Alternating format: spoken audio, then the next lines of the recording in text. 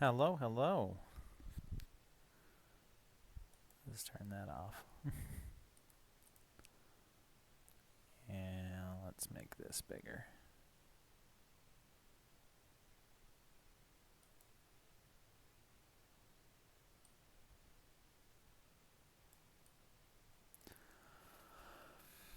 Well, hello everyone. Thank you for joining me for another Mafia Mondays stream. This is our second one. If you want to watch the first one, you still can. There is a video on demand on Twitch somewhere. I don't know where to find the link, but it exists. If you join my Discord, the link's in there. Um, it's on Twitch right now. It'll be put on YouTube eventually because video on demands on Twitch do not last indefinitely. Hello, Rose Tyler. Hello, Verone Doll. Thank you for joining me, and whoever else is in the crowd.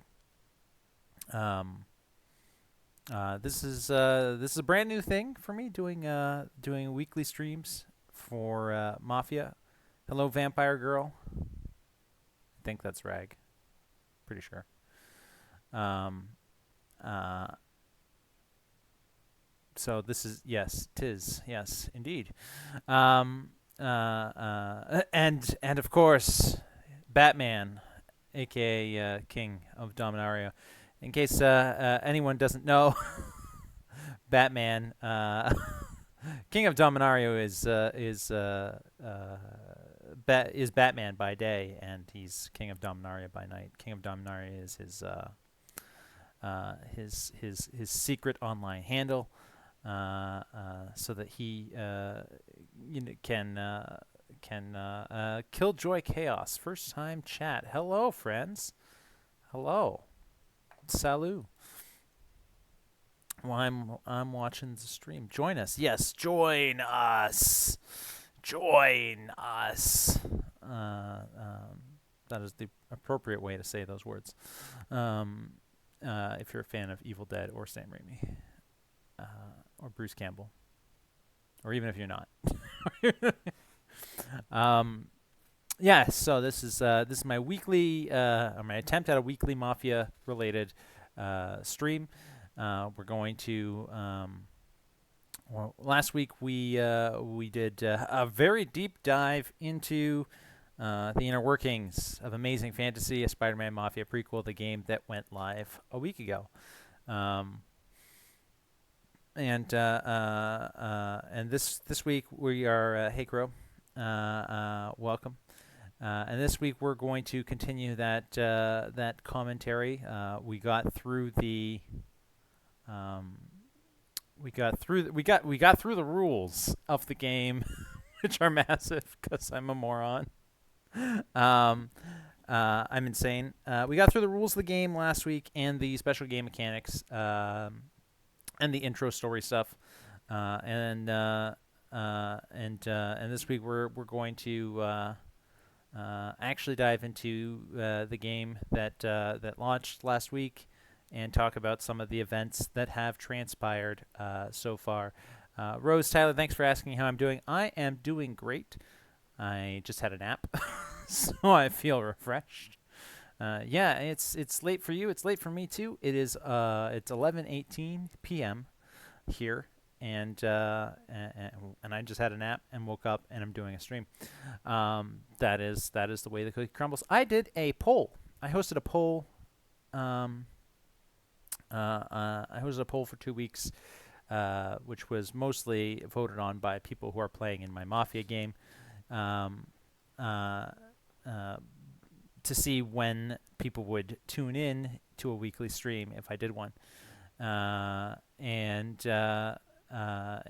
almost unanimously, everyone said they wanted a late night stream. The later, the better. Like the results, like from the earlier to the later, just went straight up like this. So it was pretty clear.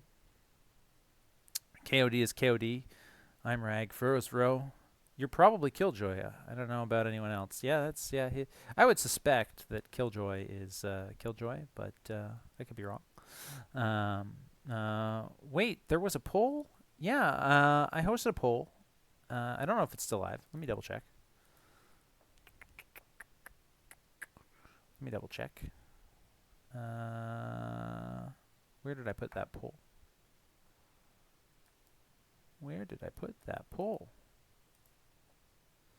Steve the Pirate says, I would if I wasn't watching Meth Head lose his shit on some watermelon ice. Well, that sounds fun.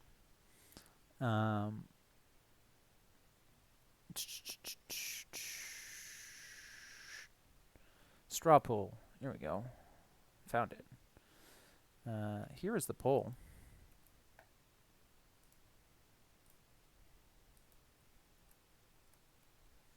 That's a poll. I don't know if it's still live. Is it still live? It was voting closed 20 hours ago, so it closed 20 hours ago, and the most popular one was late night. I put 10:30 to 12, but tonight I started at 11, and we'll go till 12:30. The goal of these things is to make them 90 minutes. That's last week we did a 5-hour stream, but it was the first one, so why not, right? But the goal is to make these things 90 minutes, and every week we're going to do a dive into some Mafia-related subjects. Mafia is, of course, the social deduction party game, otherwise known as Werewolf, and as everyone knows, Andrew Garfield is the werewolf. So every week we are going to be talking about Mafia. I can do anything from review Mafia design, talk about Mafia design. I've been designing Mafia games on and off for, Jesus Christ, 15 years now. That's a long time. Almost as long as I've been playing Dungeons and Dragons. Now that I think about it. I've been playing Dungeons & Dragons for about 22 years, so that has about 7 years on Mafia. But yeah, so we'll talk about Mafia design. We'll talk about Mafia theory. We'll do commentary on past games, commentary on live games. Probably focus on games that I run or have run in the past, but I may also take a look at some other games as well. This is all thanks in part to my brand new Patreon that I just launched, called Zinger2099's Paranoia Paradise Patreon, or ZPX3 for short. It is technically live. I say technically because it exists, and the tiers are there that you can pick from. But there's not much else there. It's still a work in progress. I filmed a couple videos for it, but I haven't uploaded them yet, so that'll go up soon. But it is. Let's see. Let me put a link for that too. Patreon.com/ZPX3. Well, I will mostly be lurking. Got things to finish by next week. Yes, Crow, thank you for joining us. Crow, I'm surprised you joined. You came, but I'm grateful you did. Crow is one of my D&D patrons. I shouldn't say patron because I just advertised a Patreon, and that gives the wrong idea. Crow is one of my D&D clients. I am having a lot of fun running a great game of Dungeons & Dragons set in the Underdark for him and his friends. They just got separated from some of their allies, and who knows what's going to happen next. They got separated from some allies, but they made a new friend, a very sticky and cubic friend, and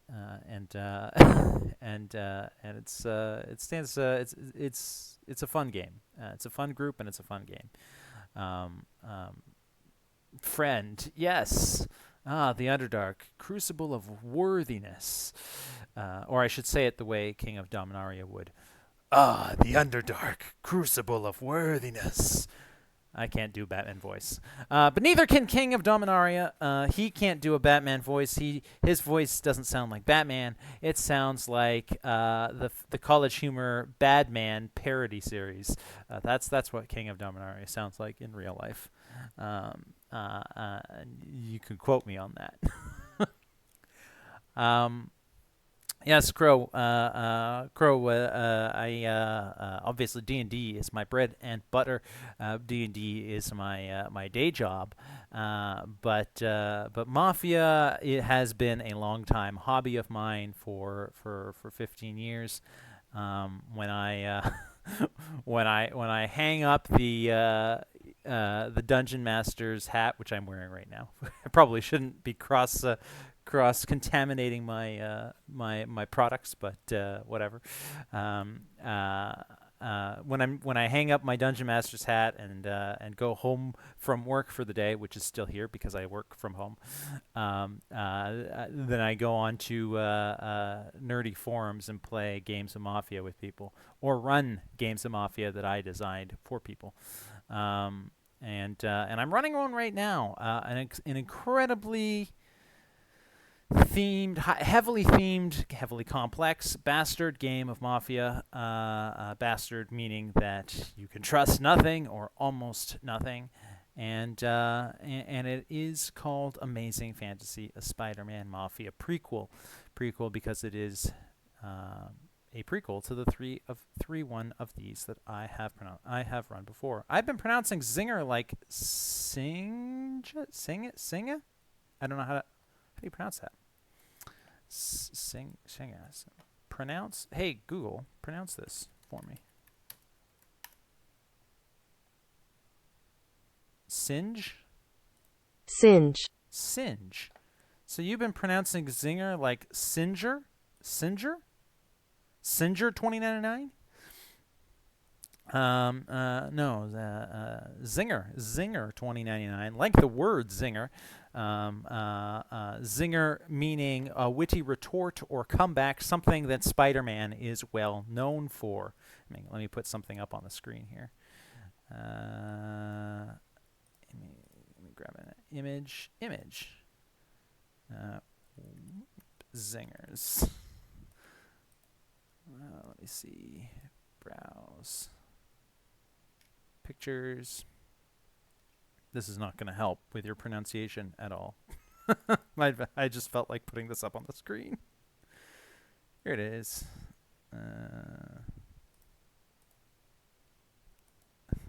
Web Zingers. Copyright Marvel Comics Group, 387 Park Avenue South, New York, New York. This apparently was the address of the headquarters of Marvel. I don't think it is anymore, but it was at one point in time. And this was their banner that they had put at the top of a column that they would run at the end of a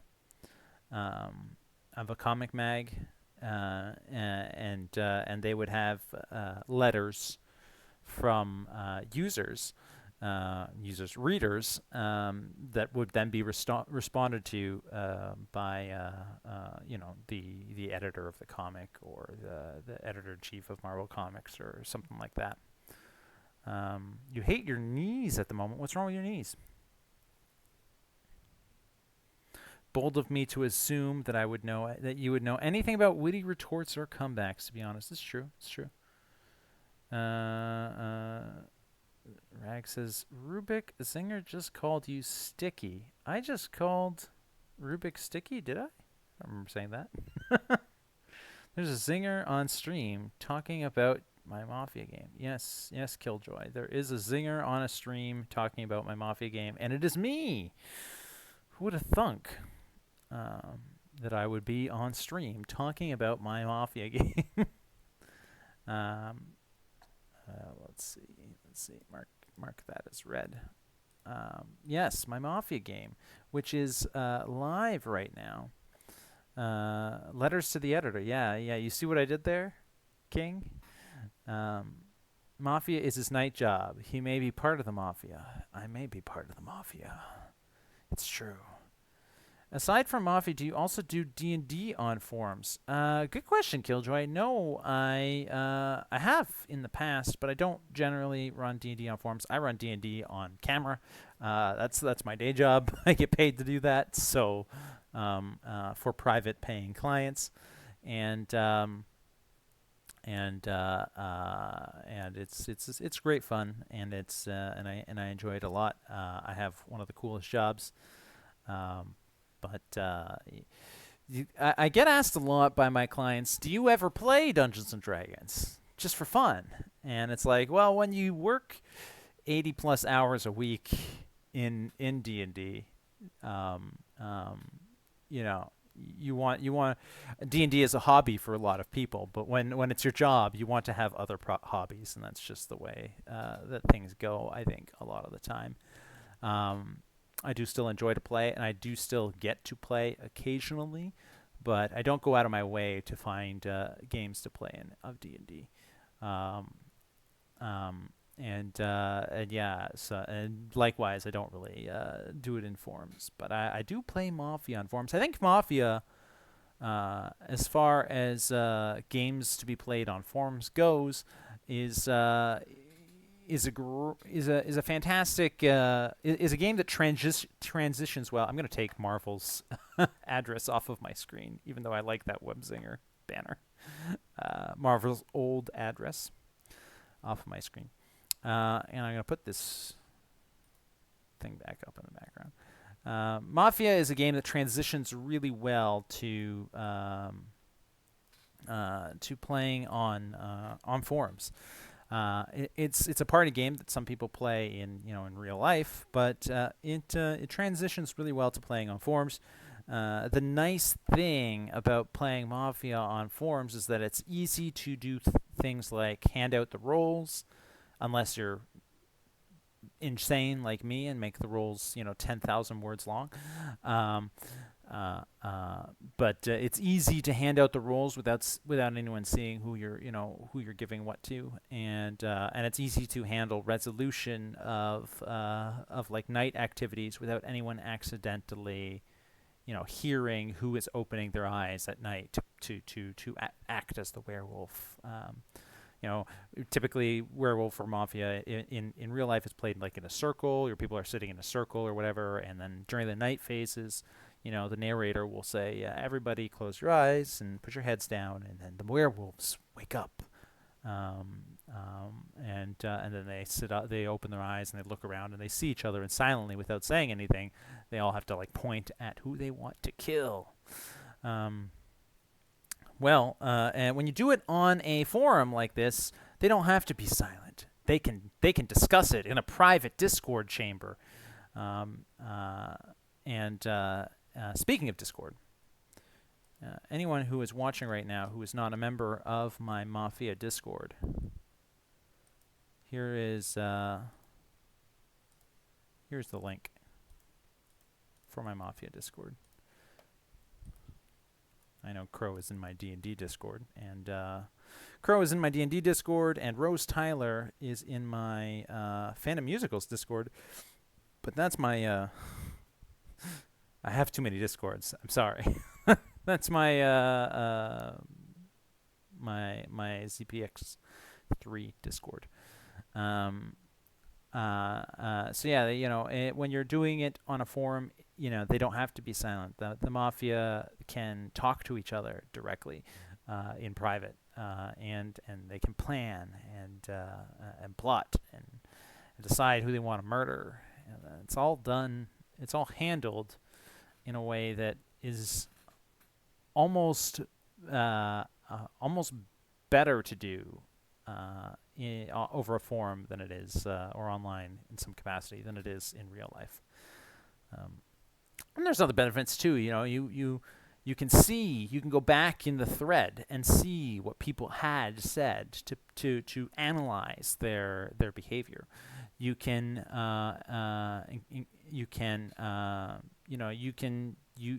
rely on your words alone to help help hide your identity, as opposed to, like if you're a bad liar and anyone can read on your face when you're lying because you have tells. You don't have tells in a forum-based Mafia game. So that's why it's a lot of fun to play on a forum. And you can do crazy things like what I do and make super complex themed bastard Spider-Man Mafia games that will make people go insane.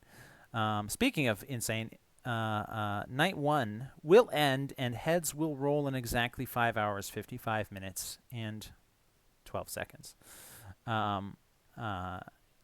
As you can see on screen here. This is my countdown timer to the end of night 1 of Amazing Fantasy: A Spider-Man Mafia Prequel. And fun fact, if anyone who is watching right now is not a member of the game and would like to be, I am currently looking for a replacement player to replace one of the people who can no longer be a part of it. So if this sounds like something that is fun and you might want to try it, I could use a replacement player right now. Though, mind you, if this is your first time diving into diving into a forum-based Mafia game, you will be picking you'll be diving into the deep end first. Not to say that it can't be done. I have a friend who has never played forum Mafia before, who is playing in this game, and he's supremely overwhelmed, but hopefully he's still enjoying it. I think he is. We'll see. I'll ask him when it's over. All right, let's go there now. Let's go to Zelda Dungeon, which is where this is taking place. Oh, look, this is I navigate to Zelda Dungeon, or I start typing Zelda Dungeon, and it autofills. It autofills. Right there. It autofills to the Clone Saga, a Spider-Man Mafia 3, which is the third game I ran in the series. And as you can see, this game, which is not open for further replies, has gone to 314 pages long. That's how many pages that game took to play. And it just so happens that the page it loaded, Killjoy is right at the top. Look, you're on screen, Killjoy. Skystone is too. Zinger's games are fun. Thanks, Killjoy. I'm glad you think so. Oh, look. Crow joined my Mafia Discord. Thanks for joining my Mafia Discord, Crow. Welcome. Burb. Yes. The burb is the word.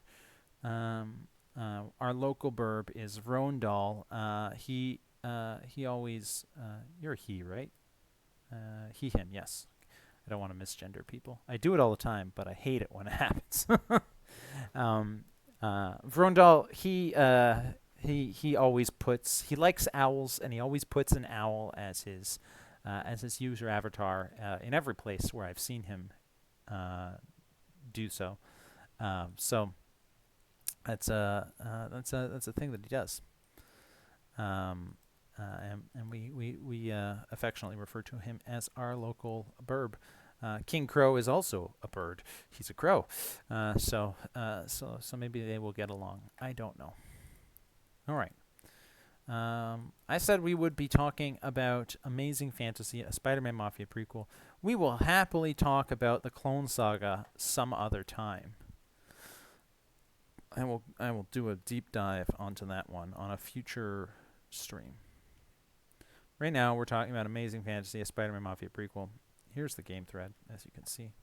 It is night 1, and it's already 63 pages long. It has had 16,000 views, a first message reaction score of 15, which is rookie numbers. Come on, guys. There's 30 players in this game, so my first message reaction score should at least be 30. 29. I'm rounding up. I designed 31 player slots for the game, but we ended up getting 29 people signed up. no one ever asked me why 31. I put in the sign up thread. I put in the sign up thread that there are 31 spots in this game. Ask me why, and no one ever did. Or I said, can you guess why? And nobody ever did. Amazing Fantasy 15, the first issue to ever feature Spider-Man, came out in 1962. So I decided for this prequel, I would design 62 roles for the game. But I couldn't exactly have 62 slots. There would never be room for 62 people to join the game, or there would never be enough. No matter how popular my Mafia games are, there would never be enough interest to generate 62 players. So I decided half of that is how many players would be in the game, and then I had a problem. I was like, oh well, I have 31 players or 31 slots and 62 roles. What am I going to do with this? Well, that wasn't actually a problem. I'm being facetious, if I pronounced that correctly. Wasn't actually a problem because this game is a game about origin stories, and in it, we have a lot of transformational roles that start as one thing and then can become another. And in the process of doing so, they transform. They undergo an origin story, and they transform into something new and exciting. And we've already seen one transformation in this game. Spoilers. But I can't talk about that. I see I have 2 notifications up here. I'm not going to click on that like I almost did last time.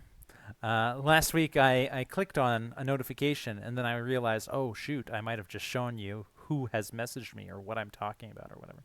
But no, I didn't actually click on this one. I didn't actually click on this one. I clicked on this one, which was fine. There was no spoilers in that. So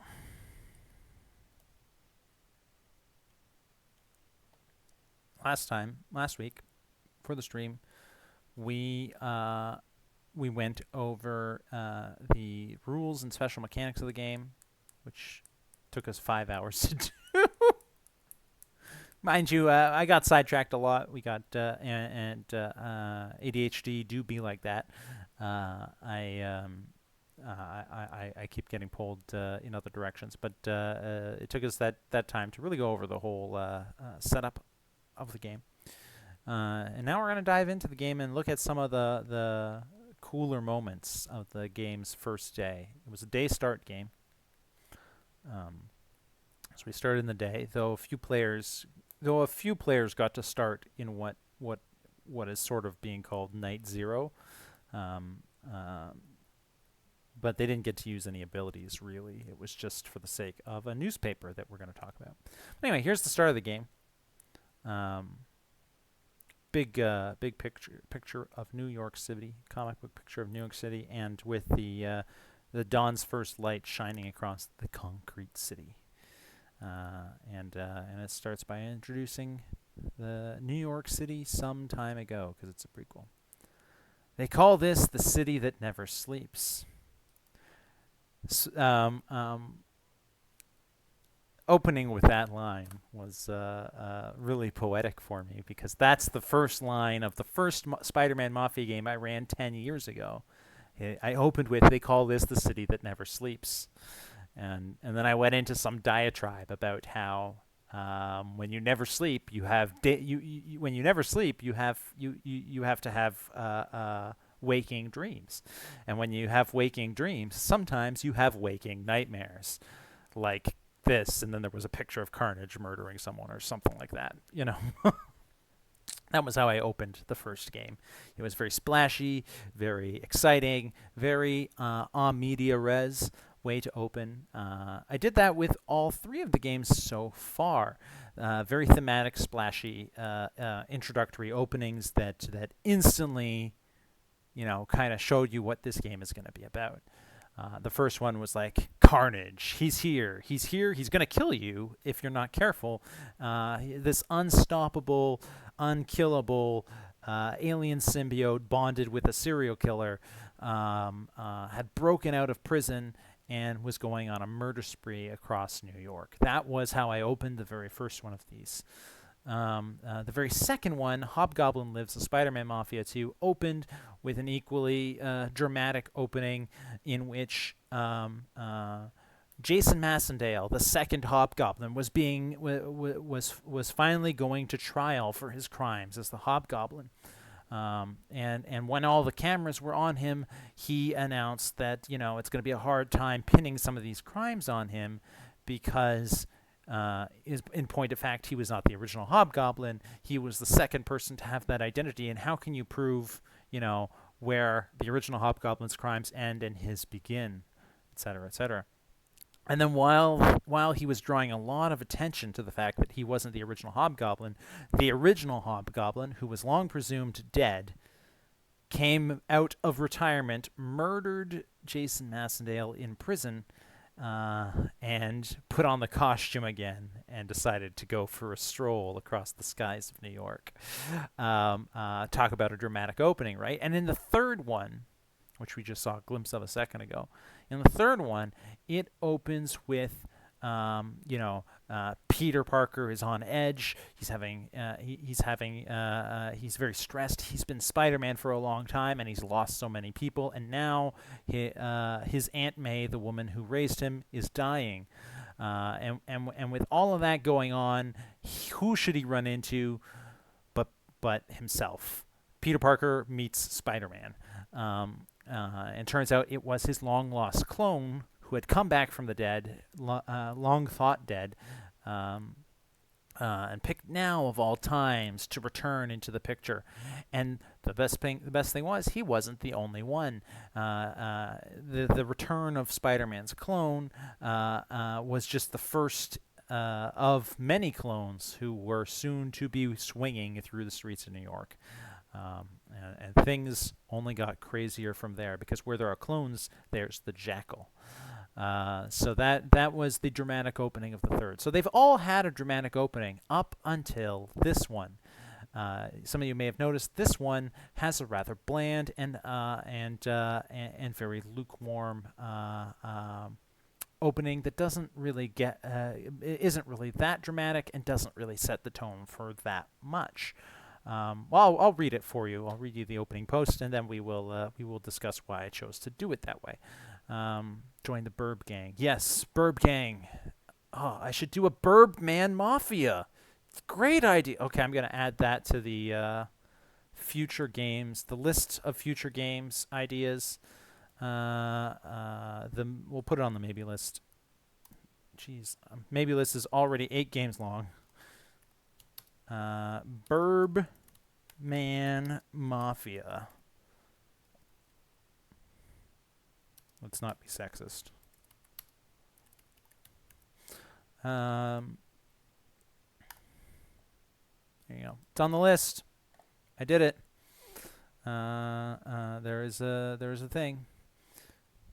According to Rag, crows don't like owls, and owls don't like crows. That is a much firmer answer than I was expecting. Yeah. Already trying to tear us apart. 2 people in the forum both use burbs, but Rag comes along and is like, no, can't be. All right, let's read the opening of Amazing Fantasy Spider-Man Mafia Prequel. New York City some time ago. They call this the city that never sleeps, and yet every morning at around this time the city wakes up. How does one who never sleeps awaken? Rather, this narrator would submit that there are 2 cities living and breathing in New York, the one that sleeps at night and its darker cousin who hides for some shut-eye during the day. Maybe these 2 cities are different sides of the same coin, but even if they are one and the same, no one can deny the transformation that occurs from dusk till dawn, regardless of the light and dark sides of New York. Regardless of if they are the different cities or 2 halves of one whole, one thing is certain. Today marked the day the 2 cities started barreling towards one another on a trajectory that could no longer be averted. Today is the last day of peace between the world above and the world below, and though many in the city are right now starting their days unaware of what will come, it won't be long until the blissfully ignorant won't be able to turn a blind eye any longer. There's a storm brewing, not the kind that is named Storm, as one of the players of the game is named Storm. There's a storm brewing, and it is going to touch every person and corner of this city. And by the time it is done wreaking havoc, truly, many will never be able to sleep again. It is now day 1, and with 26 players in the active player pool, day 1 lasted for 104 hours. We already know that it's ended because it is now night 1. Yes, these Mafia games over. The other beauty of the Mafia game on a forum is that they can be long form games. You can have, 1 day phase last 4 real life days, so that people have, people who have day jobs and stuff and lives don't have to sit down in front of a computer and not look away. You can walk away from this thing and go and live and go and do your thing, and then when you've got time, you can come down and sit down and catch up on the things that people have posted and post yourself. You would never, adult lives being as hectic as they are, you would never get 26 people to sit down at the same time to play a game of Mafia. But on forums, you can, you don't have to be all sitting down at the same time. And that's one of the beauties of it. So there you go. That's how I opened Amazing Fantasy, a Spider-Man Mafia prequel.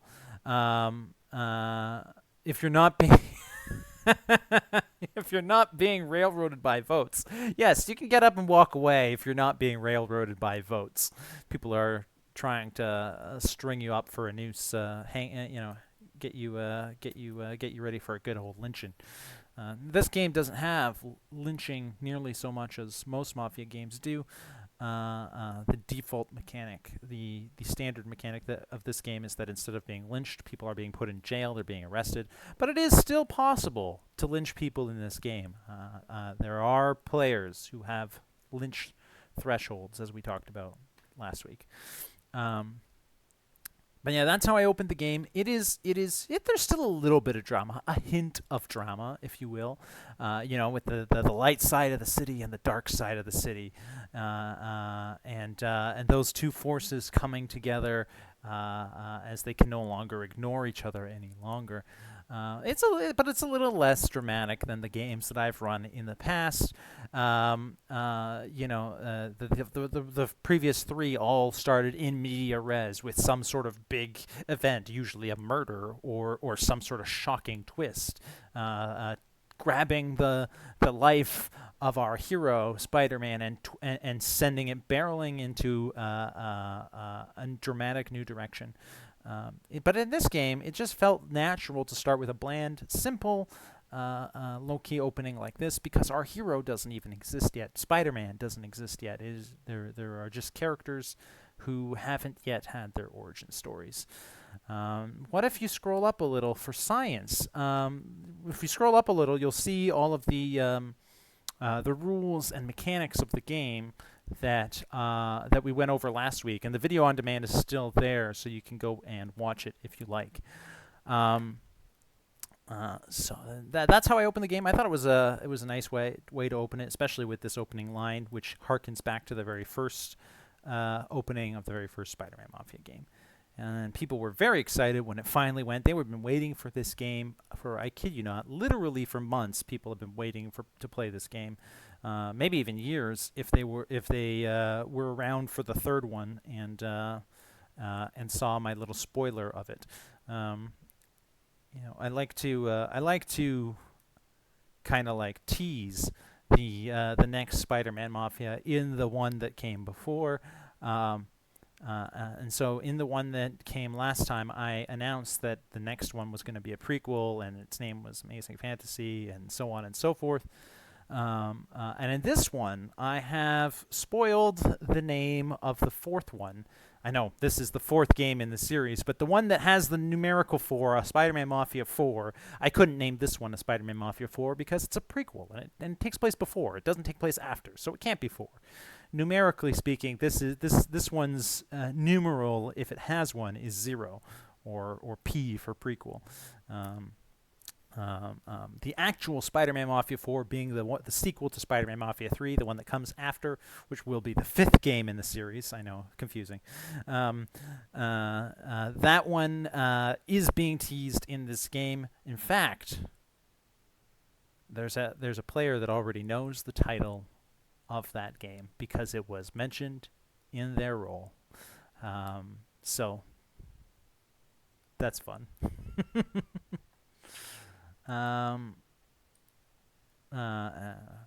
Right now, people are like, "Wait, was it me? Is the title of the 4th game in my role?" And they're racing back to their inboxes to see if there was something they missed.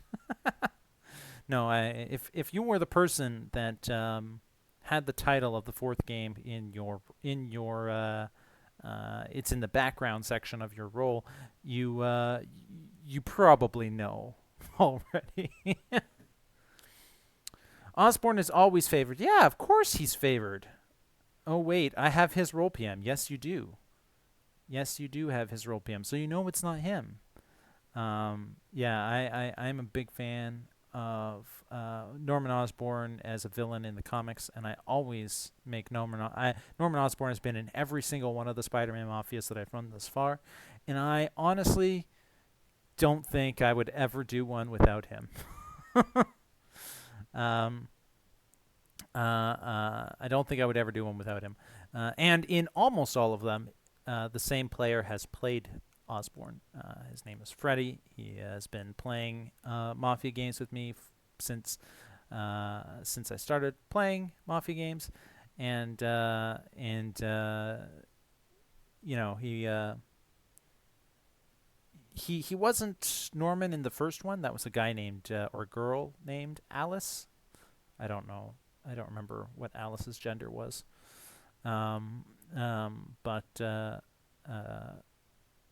Alice played Norman Osborn in the first one, and Freddy was in the first one. He did play in that game, but he had a different role. And I made him Osborn starting in the second one because Alice had retired from Mafia.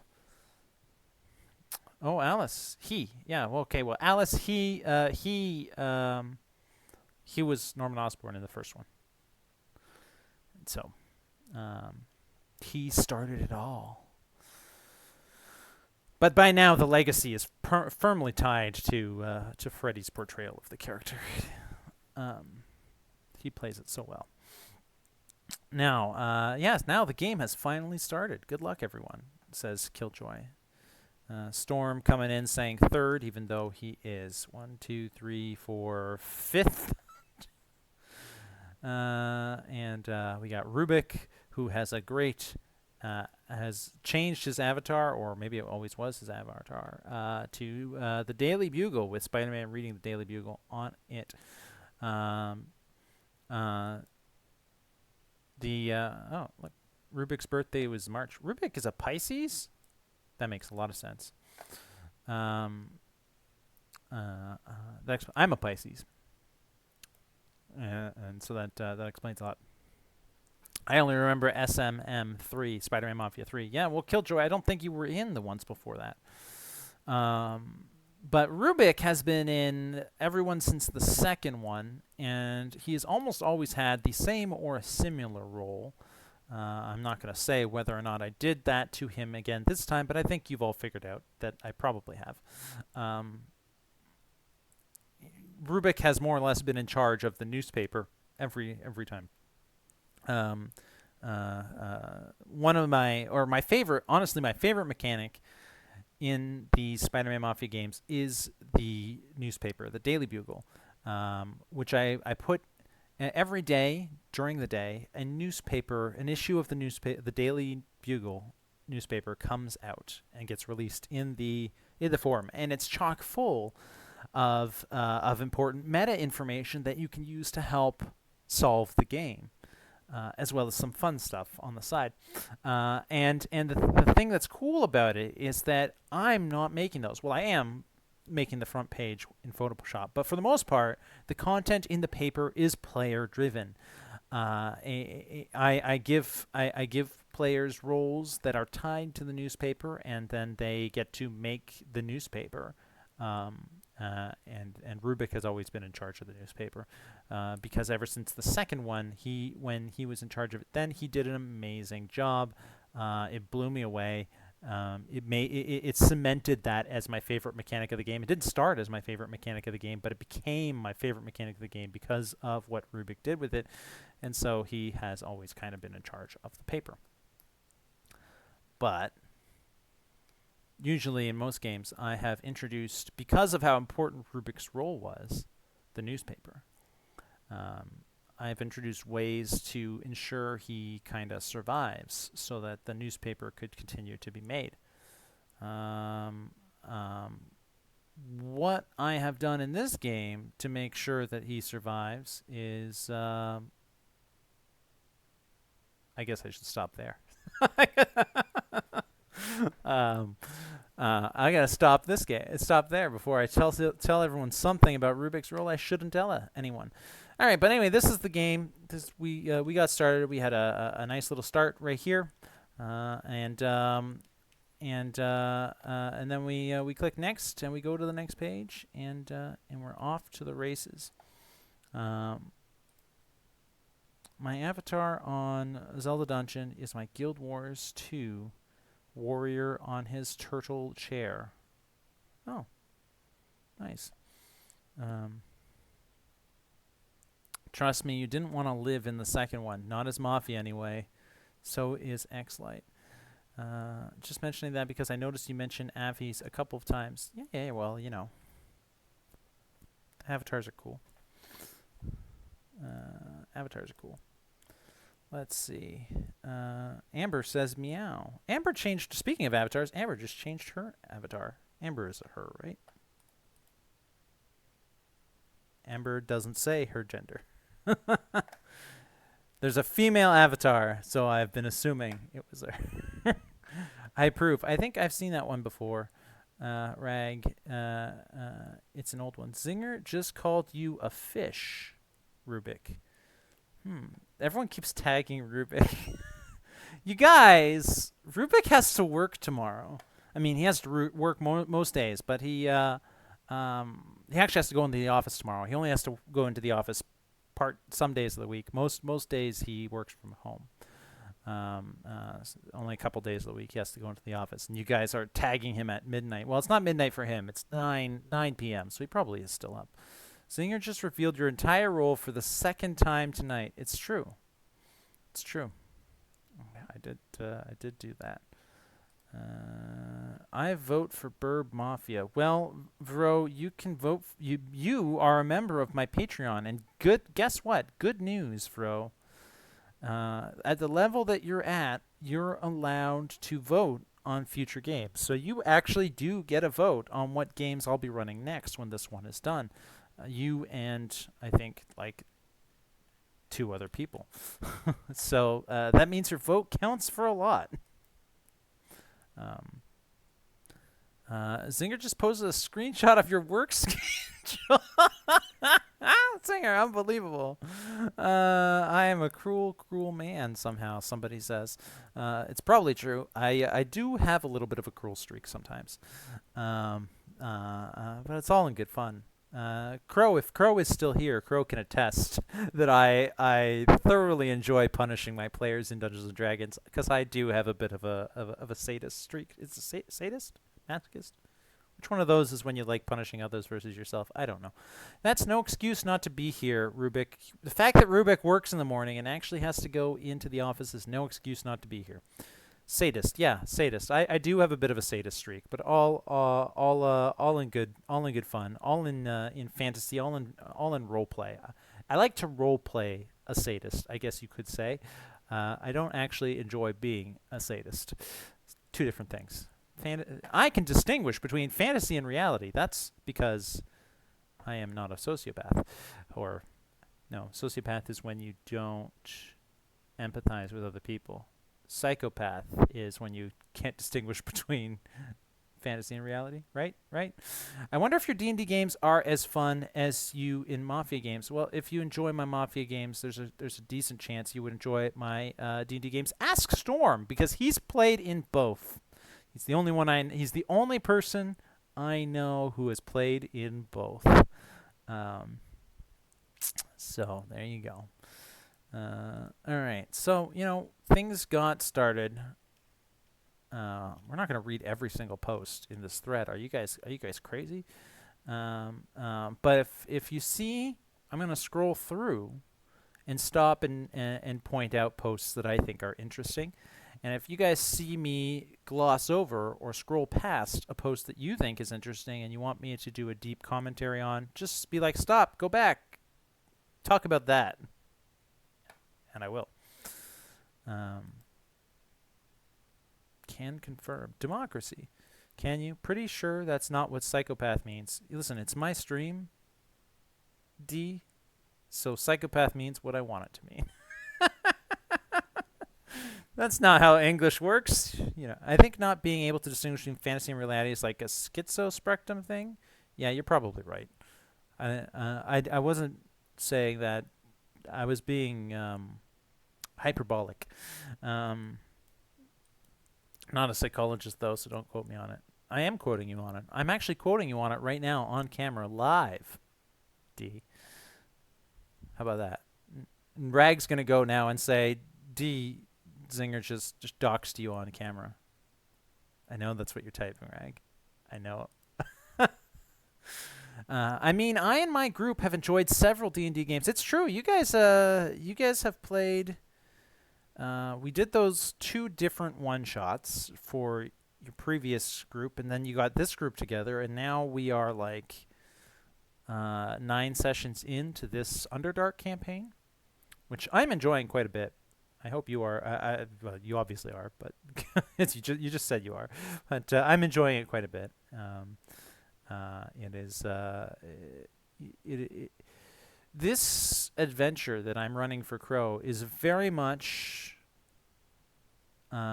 is meant to be kind of like Alice in Wonderland, except if Wonderland was a dark, scary, horrific nightmare world.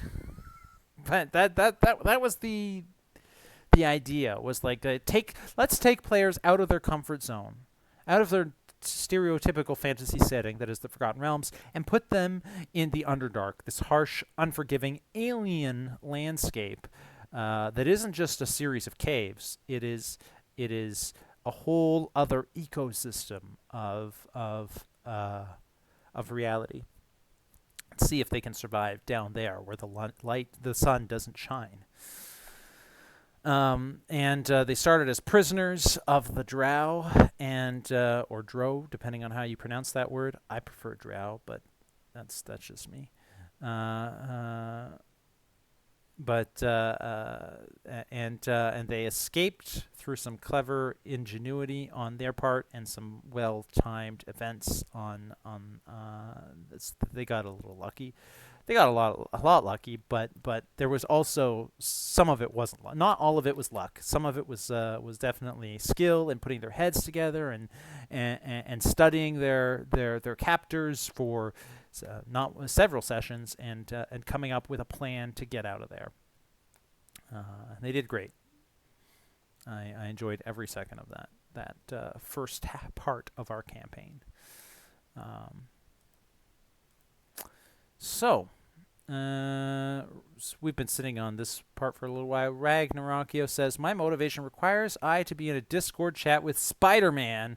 So Spider-Man wants to swing into my DMs. He is welcome to. Wow.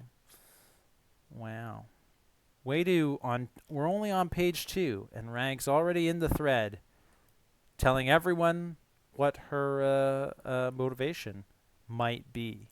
I say might be because I, as the mod, obviously know what her real motivation is, and I'm not going to tell you if she was being honest or if she was bluffing.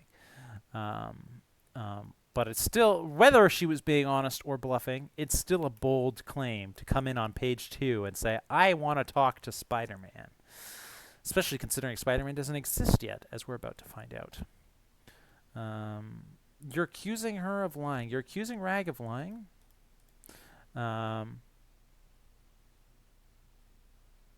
Rag has been known to lie sometimes.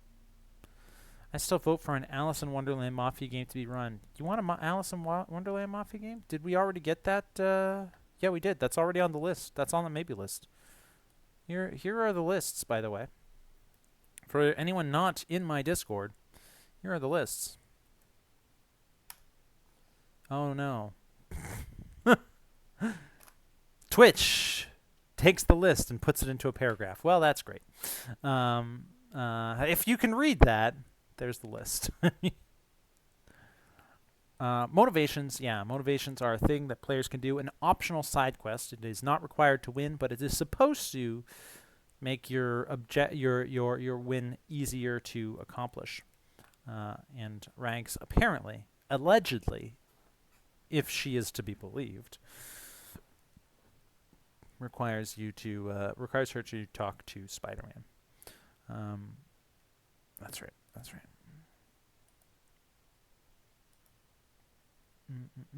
It is not a very clearly defined thing, but delusions, having a conviction that something is true which is not, are one of the defining characteristics of psychosis, which is feasibly where your association is coming from. Psychotic, in the formal context, refers to people with psychosis, but in the colloquial or dated formal context can refer to psychopathy, which, as far as I know, is unrelated to psychosis and is no longer used in formal context. Well, I'm an old man, and sometimes it takes me time to get with the times and learn new things. I don't know much about psychopathy, but I think it is typically associated with aggressiveness, immorality, and a lack of empathy. It's often used interchangeably with sociopathy. Yes, that I knew, though that is an incorrect assertion. People often interchange those two words, but they're not the same thing, which is also believed is no longer used in formal context. I don't know. Interesting. Thank you for the education there, Rag. Rag is our local smart person because whenever we start talking about complex subjects like that, Rag is usually pretty quick to tell us what she knows about the topic, which is often more than anyone else seems to. This is my assessment of Rag. Everyone is called Mafia, but the game is designed better this time. That's a good name. Yeah, thank you, Amber. I thought so too. Everyone is called Mafia is a sore spot for me because as a veteran designer who's been designing games for 15 years, that is a game I designed which fell apart and never finished. Actually, partway through the game, it had stagnated to a point because we had gone, I think, 8 or 9 days where nothing happened because the players were refusing to play the game, more or less. Well, they were trying to they were trying to pursue a path to victory that they thought was reasonable and rational, and would allow the most people to win, but an actual point of fact was resulting in no progress happening. Days IRL or in-game days. 8 or 9 in-game days of no progress. Zero, which was longer in real life because days were like 3 days long. It was like 72-hour days in that game, if I recall. So there was no progress. And the whole time, the mod, me, kept saying, you guys aren't playing to your win conditions and no progress is being made. But the people in the game just refused to believe that I was being serious, and so I finally called the game. I was like, I'm done. This game is done. And I felt it's a sore spot for me because everyone who's ever played Mafia with me knows that I love cults. Cult is my favorite role in... cult leader is my favorite role in the game to get as a player, not necessarily... to give as a designer, but it is my favorite role to get as a player, is to be a cult leader. If you're not familiar with the mechanics of the cult leader role, it is kind of like your Mafia, It's kind of like your Mafia Dawn, except instead of starting with a team, you start by yourself and you have to recruit a team. Make them drink the Kool-Aid, suck them into the cult. And it's considered a very difficult to balance role because it gets out of hand really quickly. Because unlike in Mafia, where when you're a member of the Mafia and you kill a town to reduce their numbers at night, their numbers go down by 1. But with cults, their numbers go down by 1 and your numbers go up by 1. So it's literally twice as strong. And it can get out of hand really quickly. It's a very difficult thing to balance, but I love it anyway. And I came up with this idea to run a game called Everyone is Called Mafia, where everyone was literally their own cult. And I didn't balance it well enough. I was just too high on fumes, cult fumes. I was too high on the idea that I could make a game where everyone was cult, and too excited by it, that I didn't put enough into the game to balance against this happening, which is the players banded together as a whole group and said, well, we can all win if we just designate one person to be culting and everybody else does nothing, and that person will eventually cult the whole player base and we all win. And the person they designated to do this was the one person who had incentive not to play ball because they didn't have some sort of... I forget exactly why, but they had incentive not to play ball. Their role didn't work like everybody else's did, or something like that.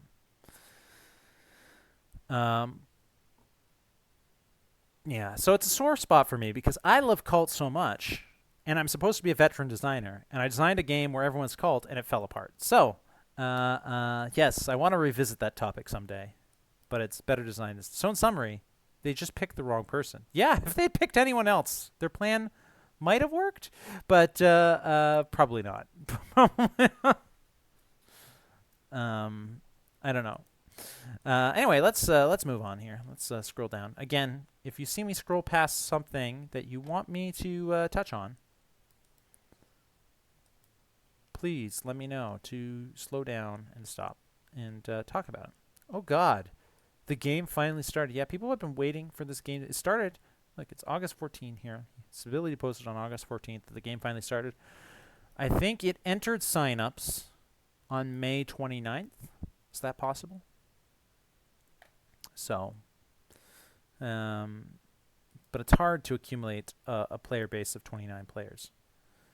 Leave it to our player base to do something to screw up a perfectly good plan. Yeah, that's what our player base is known for. Anyway, hi friends. Ooh, it's 1:34 a.m. and Spider-Man Mafia started. It's a good day. I'm really glad. See, I loved this post. I'm really glad Spiritual Mass Salesman joined the game. He hadn't played Mafia in a long time, and I was able to persuade him to come out of retirement to play this game, and that made me happy. Here's a big post by Rag. Let's look at it. Zinger did a Mafia stream. Oh, yes, I did. Within which he made a few statements from which information about the game could be concluded. I've included the notes I wrote while listening to the stream here, along with a link to the stream for anyone who wanted to see it themselves. Several other players, including at least Ro, Amber, and Amber, also tuned in. Yes, Amber has 3 characters, it would seem. If the game status page is to be believed, D says, people take notes? Believe it or not, some people do take notes. Rag would probably be a great Dungeons & Dragons player to have. As a DM, there is nothing that a detail-oriented DM like myself loves more than a player who takes notes.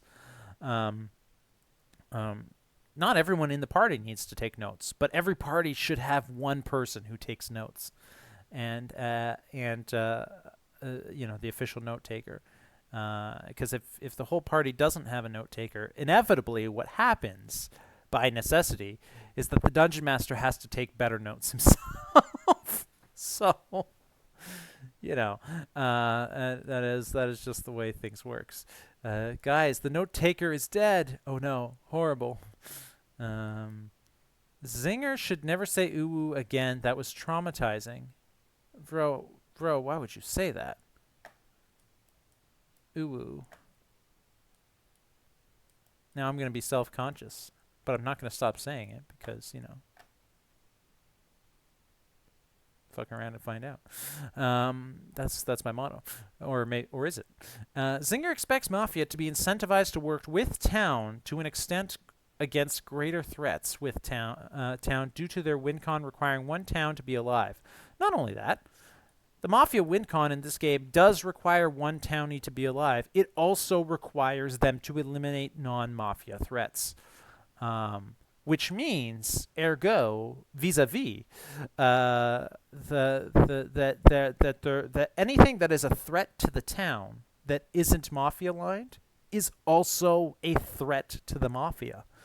And without town, you phrased it such as that they're incentivized to work with town against greater threats.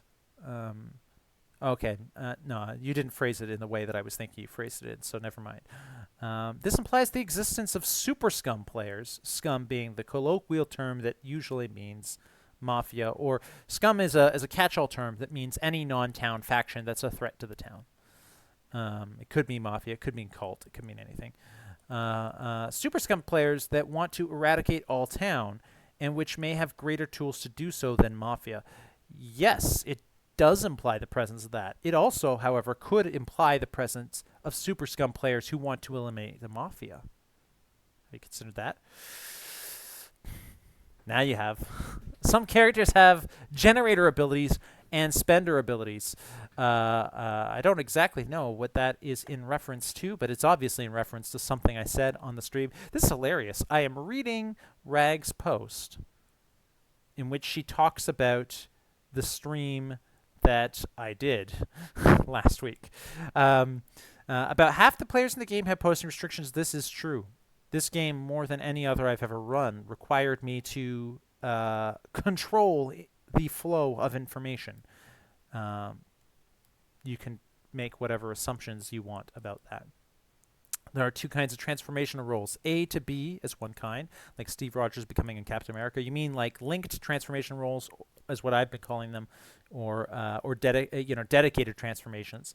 As in this is a role that can only be turned into by player A. B is a role that can only be turned into by player A. It is a dedicated transformation for that character.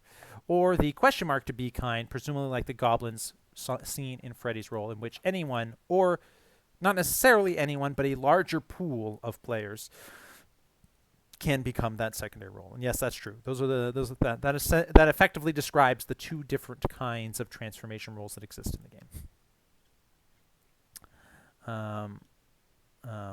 I see everyone's chatting in the Discord chat, and I want to respond to you guys, but I'm going to finish talking about Rag's post here, and then I'll respond. Lane might be Mendel Strom. Interesting. That is a theory that was so popular that it was claimed as fact in the front page story of the newspaper, which we'll get to. Maybe true. I do not confirm or deny it. Storm is Aurora Monroe. I haven't looked this up yet. Might have been a joke. Well,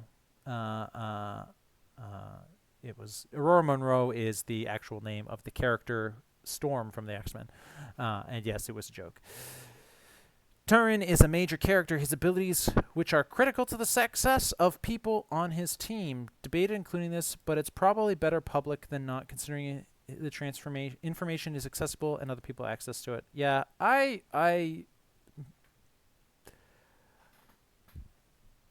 no comment.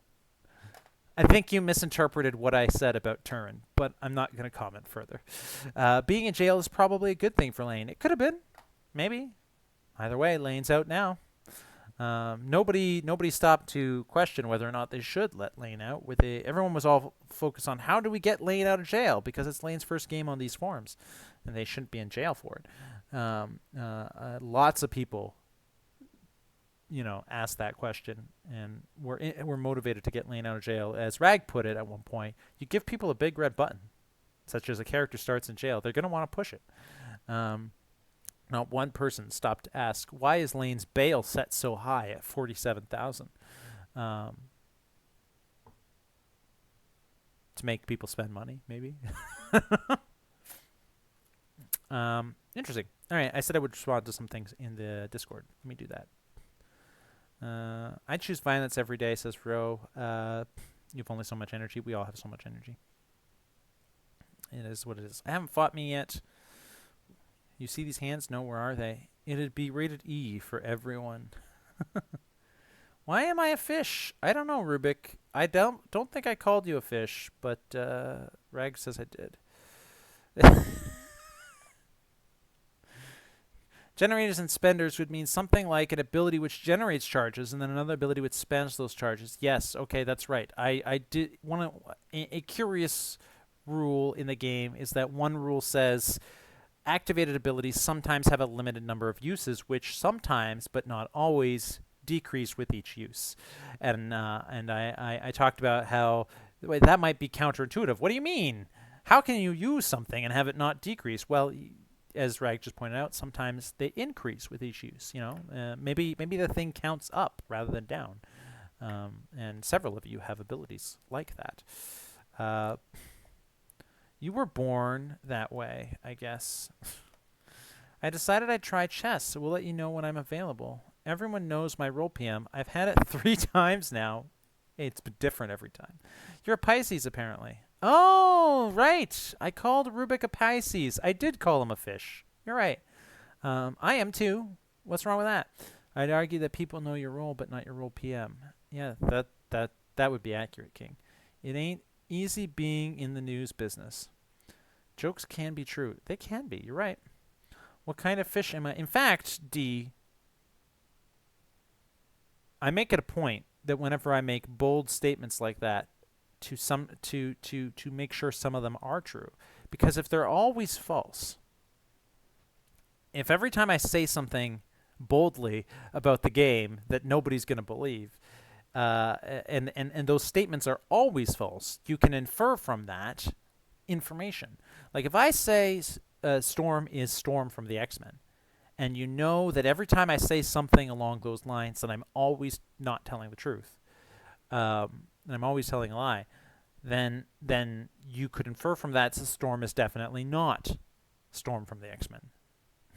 Which doesn't really narrow down the choices of what Storm could be all that much, but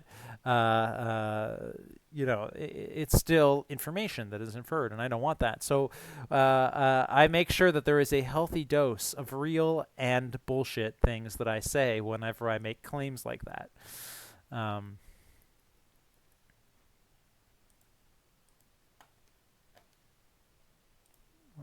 Yes, the tasty kind, hopefully. I don't want to get consumed.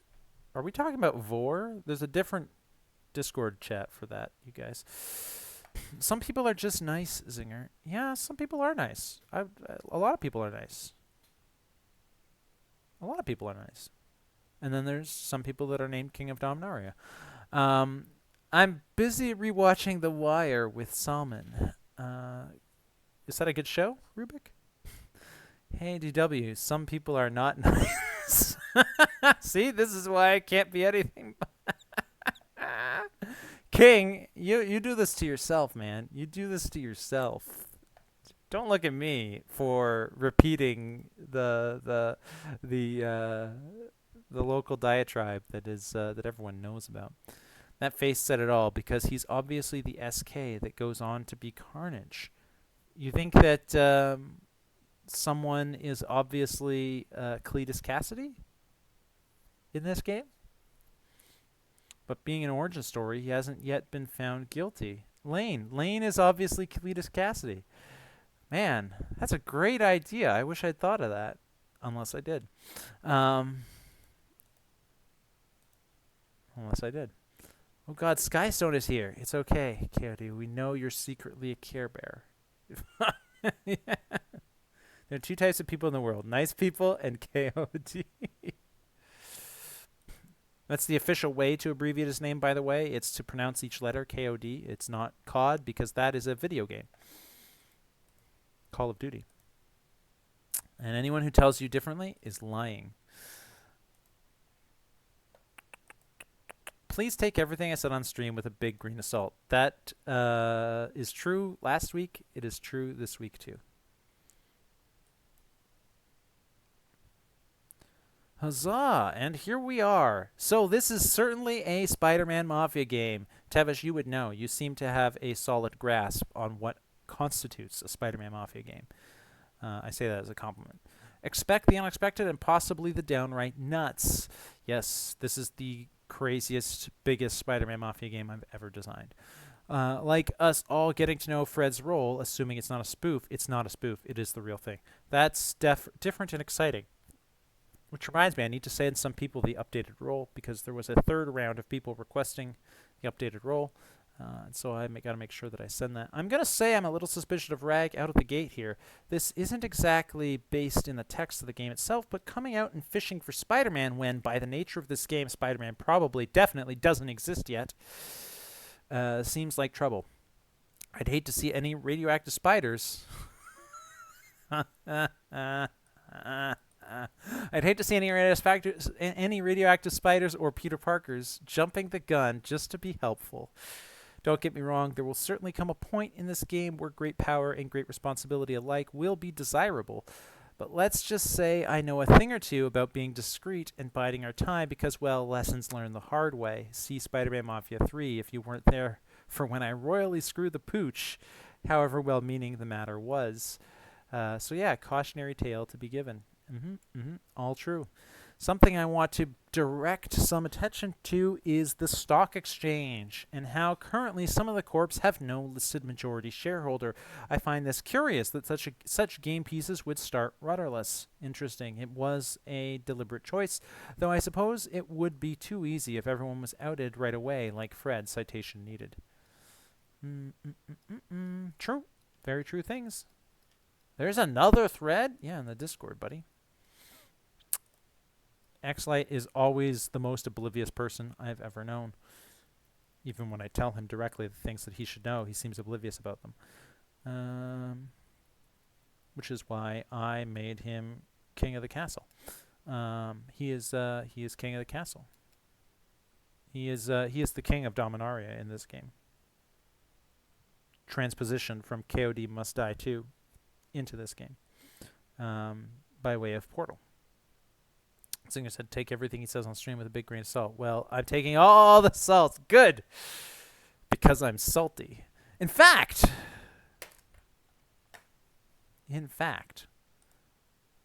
you will know how salty I am tomorrow. You will know.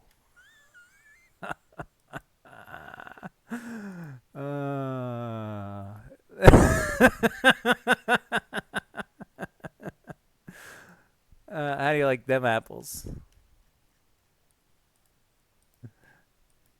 Let's see. That's why I love playing with X, because X is always oblivious. That's why I love it. I prefer taking what Zinger says with habanero. Habanero is really good shit. I ate scorpion pepper 2 weeks ago. And how was it, Sketch? X, Zinger called you oblivious. I did. I like X, don't get me wrong. But he is oblivious sometimes. Constant entertainment. How did you make out? How did he make out? By this stream might be funner than I thought. It is the most fun, Dusky Blue. Please join us. I would love to have you on my stream. Dusky is not a player in the Spider-Man Mafia game that we're talking about. She was signed up originally, but she had to back out for real life commitments, which is completely fine. Cody. Wow. Yeah, she had to back out, but she has missed. Thankfully, she decided to join us in the Discord anyway, and she is thoroughly enjoying getting to spectate the game from the spectator chat. There's a spectator chat. Oh, right. I should invite Crow to the spectator chat. I'm assuming Crow wants to join the spectator chat. Here you go. Now you are in the spectator chat. And let's go back to the game here. People have seen me trounce King of Dominaria at chess in 46 moves enough times now, probably. If Freddy attempts to brew potions, then he is feasibly a threat to the town. Since that is one mechanism via which the Green Goblin could come into existence. His role PM heavily suggests that other players might become the Green Goblin even without his involvement. This is true. Perhaps.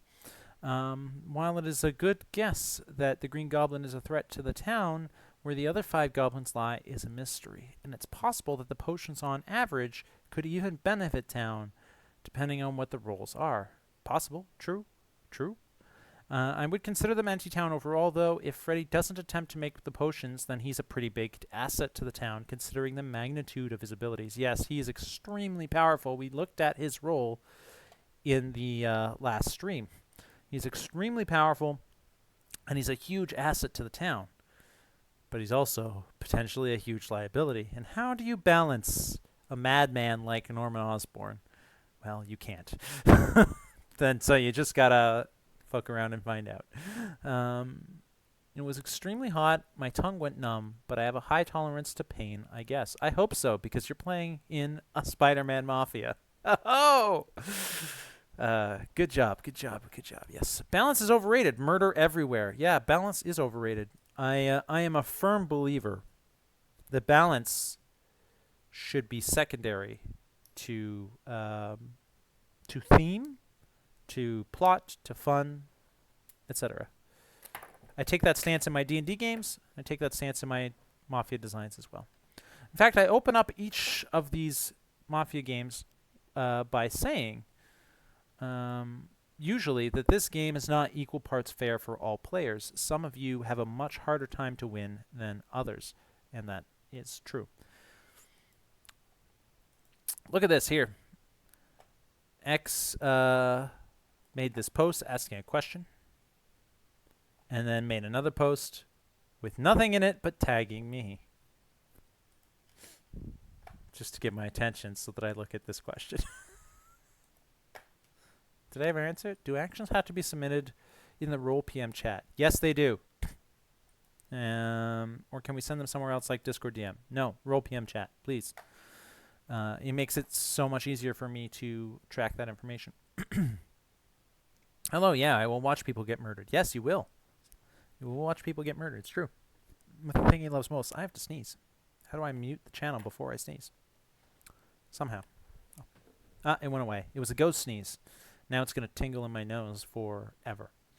Do you guys know it is against Twitch's terms of service for any bodily fluid to come out of your face or other orifices while you're on stream? If I blow my nose on stream, it could violate Twitch's terms of service. I found that out at some point. Yes. All right, let's go to a new page. Let's try to skip it. Wow, Rag, coming out with all these very big posts that I want to dive into. Let's see what Rag says this time about goblins. We know nothing about what the goblins are like. In theory, someone could keep their alignment when they turn into a goblin, or different goblins could have predetermined alignments, possibly including town. This is a popular theory. Someone keeps you know who you are, keeps messaging me saying that they're convinced that each goblin is tied to a different alignment. Not only that the colors of each goblin is the same color that I've assigned to that alignment. Interesting theory. Is it true? I don't know. We can make a strong guess that the Green Goblin is probably going to be anti-town, though. Yeah, see, that's the thing. If the colors correspond to the correct alignments, then that would make the Green Goblin town, and there's no way I would make the Green Goblin town align. I'm telling you that right now. So that's 1 baddie and 5 unknowns. I would say Freddy is incentivized to try to become the Green Goblin, and that we should do what we can to stop that from happening. Not entirely sure what that is, though. Lynching the slot seems like a waste. Well, you know, if you believe Freddy's role PM, and you should, then somebody already has the Goblin formula. Find out who that is, and then, I don't know, profit? Lynching the slot seems like a waste. Fred will just pay bail, and we don't get anything out of the character name reveal. That's true. And when you go to jail, you get the character name reveal. But Freddy, you already know he's Osborn, so he'll just pay bail, and you'll unless he's broke. He might be broke. His imagine if all of those abilities, which require money, he can't afford any of them, and they're just to throw you guys off. How funny would that be? I probably wouldn't do that. I want Freddy to be a big deal. Fun fact: allergies are illegal on Twitch. Yeah. I thought that's a weird stance to take, but I guess I understand why they took it, but it's still a weird one. Anyway, Norman freaking Osborn being broke. What a world. We saw that. It's against Twitch's terms. That's some neat trick. my Willem Dafoe laugh right there.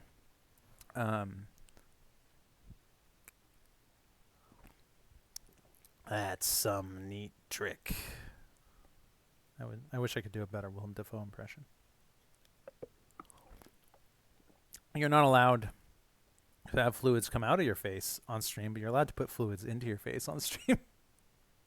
Never had the mod of the game do a PBPA on me in a live stream before.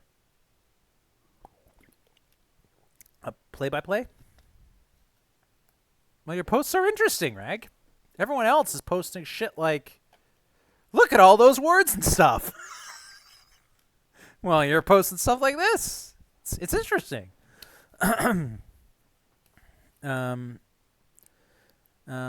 Let's see. He has 3 layers of protection. He has 3 layers of protection, and he survives the first kill. Like the first time he dies, he doesn't. So that's kind of like 3 layers of protection and a death trump card. Can roll block anyone who targets him, can prevent himself from being targeted, and has an extra life. There you go. There's the extra life. Yeah. He's also immune to being roll blocked. For all intents and purposes, it seems like he's unkillable and undisputable, or undisruptible. Though undisputable would also have been a good word. So we can't really mess with him through actions either. Yeah, if he becomes a threat. Should I say this, or is this a spoiler? If Fred becomes a threat, it's safe to say that maybe nobody has the tools to take him down at present. But somebody will at some point. if they, undergo their origin story. And if they don't, I hope for your sake that Freddy stays down. Well, anyway, if anything can stop him, slow him down at this stage, it would be characters with silver bullets that happen to bypass most or all of his defenses. I think there was a role in the last game where if they hammered someone, that player was killed instead of jailed. Yeah, it's a fun mechanic. I made sure that was a neat mechanic in the last game. Maybe it's in this game too. I don't know. I'm not sure if Protected would stop that. It wouldn't. Protected only stops kill attempts. It does not stop lynching. But something similar could probably work. It's also implied via his abilities that he has a couple specific Achilles heels in the form of Mendel Strom and Harry Osborn, so whoever could exploit those could choose to do so. I'm still not convinced dealing with him is the right move, though. His role seems like a huge asset to town as long as he doesn't go goblin mode. His items are public knowledge, yeah. And so one thing we could do is have him sell the lab equipment and not get a new one. Not that he can't pick one up for free. And then check him once or twice a phase to see if he's gone against that. Yeah. Once or twice a phase. I've already handed out Freddy's role twice. I'm about to do it a third time. But I'm happy to keep doing so. The ability says you can request to look at it whenever you want, but I can't practically be handing out his role to 29 players at will whenever they ask for it. So what I've been doing is in the Discord is I put in the next round of Freddy's role is going out if you want it, put a checkmark reaction, and that seems to work rather well. So I'm going to keep doing that. I made that ability without ever thinking about how am I practically going to disseminate this. So I'm glad I figured out a way. Uh, yeah. Look at all those words and stuff. Such a wonderful contribution from Xlight. Look at all those words and stuff. Oh, but at least he followed it up with a post that actually has contribution. Yeah. Good on you, Xlight. Good on you. What is the benefit of ever refusing that? The benefit of ever refusing that is that I don't spam your inbox with stuff you've already seen, I guess. Damn, Zinger is really dragging X through the mud here. Yeah, I am. I am. It's fun to shit on X. Why, I don't know why it is, but it is. So, I'm just, uh, it's fun. I'm sorry, X, if you're watching, or if you hear about it later through the grapevine. I am actually fond of X. I'm not trying to bully X or anything like that. I don't believe in bullying. Bullying is wrong. But I do like teasing people, and X is fun to tease in a affectionate, I'm fond of you kind of way. Friendly teasing. If X ever approached me and said, "Hey, I don't like the way you tease me all the time," I would stop. So that's the thing. I need to blow my nose, and I'm not allowed to do that on stream. Um, so, we have been streaming for an hour now. More than an hour. In fact, more than 90 minutes, which I said was going to be the length of the stream. I am going to press this button.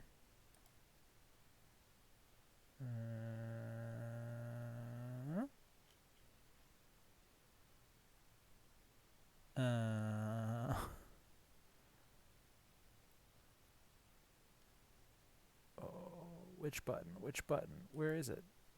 Where is it? I don't know where my controls are. I haven't, other than last week, I haven't streamed in a long time, so I'm still getting used to this again, this whole thing again. React. No. Bear with me. Technical difficulties.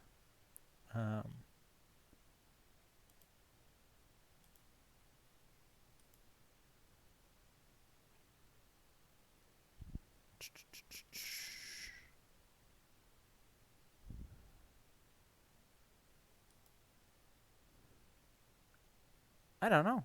I don't know where my control panel is.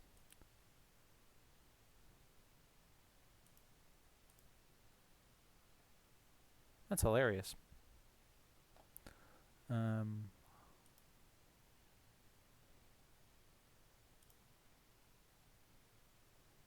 Aha! Did I find it? No.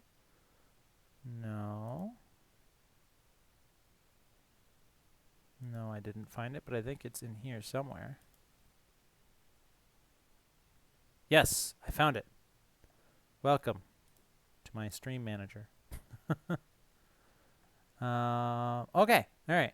I need to blow my nose, which I'm not allowed to do on camera, and I have been streaming for an hour and 47 minutes now, or something like that.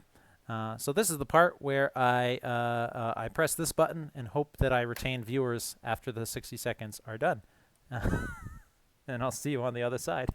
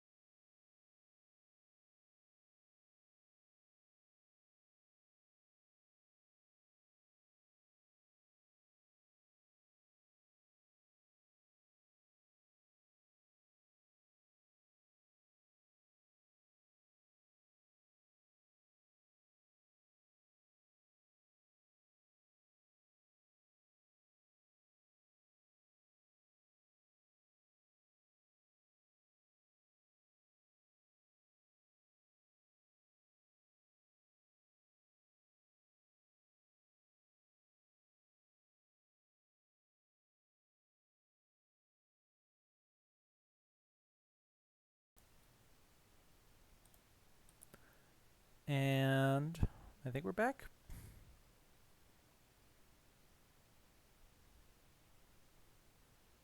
$11 viewers. Oh. I think we're back. Are we back?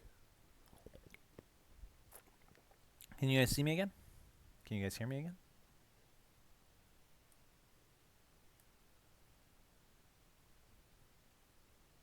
Yes, we're back. All right. That works. Not allowed to blow my nose on stream? Well, I can throw up an ad and blow my nose that way. Ads apparently make me money. Probably like 2 cents. Look at that. Look at those 2 cents. I don't know. I'm sure Twitch pockets most of the money of the ads.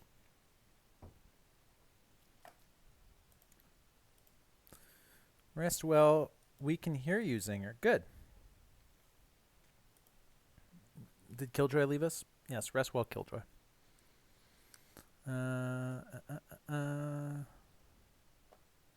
Hey, I have to go back. I have to show somebody something. Look at this. In this post right here, the Caps fan says, "How dare you?" Oh no, how are you? I inserted a D. Aw, now I'm disappointed. I thought she was... Is it a she?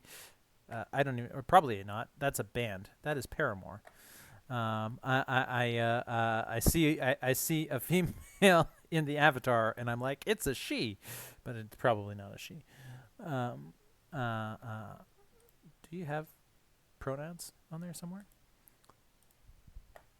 Caps is a guy. Caps is a guy. Thank you, D. He asked SMS, "How are you?" But I thought it said, "How dare you?" And I thought that was funny because on page 63, if we go all the way to the end,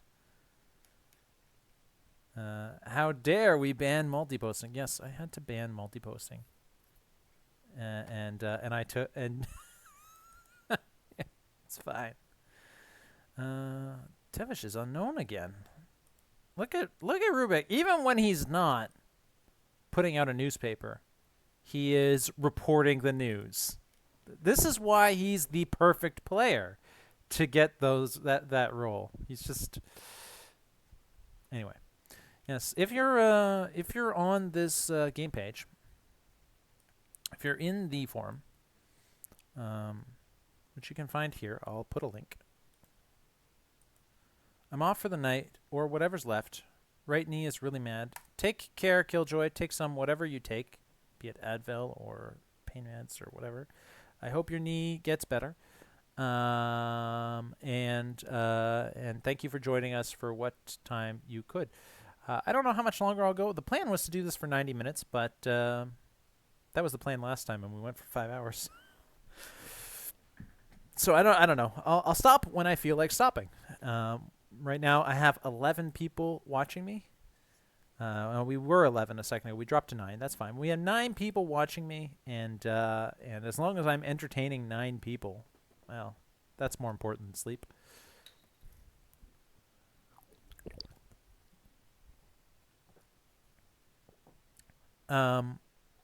Yes, if you're on the game page, post number 3 on the game page is the game status page. On page 1, post number 3, the game status page. This is a very useful post. I even suggested people bookmark this post so they can quickly navigate back to it. There's a lot of information on this post, and it's constantly changing. I try to update it as often as I can. This large list of replacements is a lie. NeoSilk is MIA. So is Mongoose. So I put them there because at one point they wanted to play this game. So in theory, they'd be willing to sub in if they ever came back. But no. Lord Mark is not able to play, but I put him there out of... he's my brother in real life. And he was in the first 2 of these. He missed out on the 3rd one. And he was disappointed that he missed out on the 3rd one. So anyway, I put him there, and if he's able to join us, he will, but he can't right now. And then the other 3, Dusky Blue, Donnie Wins, and Poison, are not willing or able to join the game at this juncture. I need a sub right now. I need a replacement player. So if somebody wants to join this game, there's a spectacular role that is gathering dust. Um, but all three of the replacements who are active, Lord Mark, Mongoose, and Neosilk, are not active. All three of the ones who are active have said that they would like to join the game at a later date. Maybe when the game has, fewer than 30, I'm rounding up, fewer than 29 players. When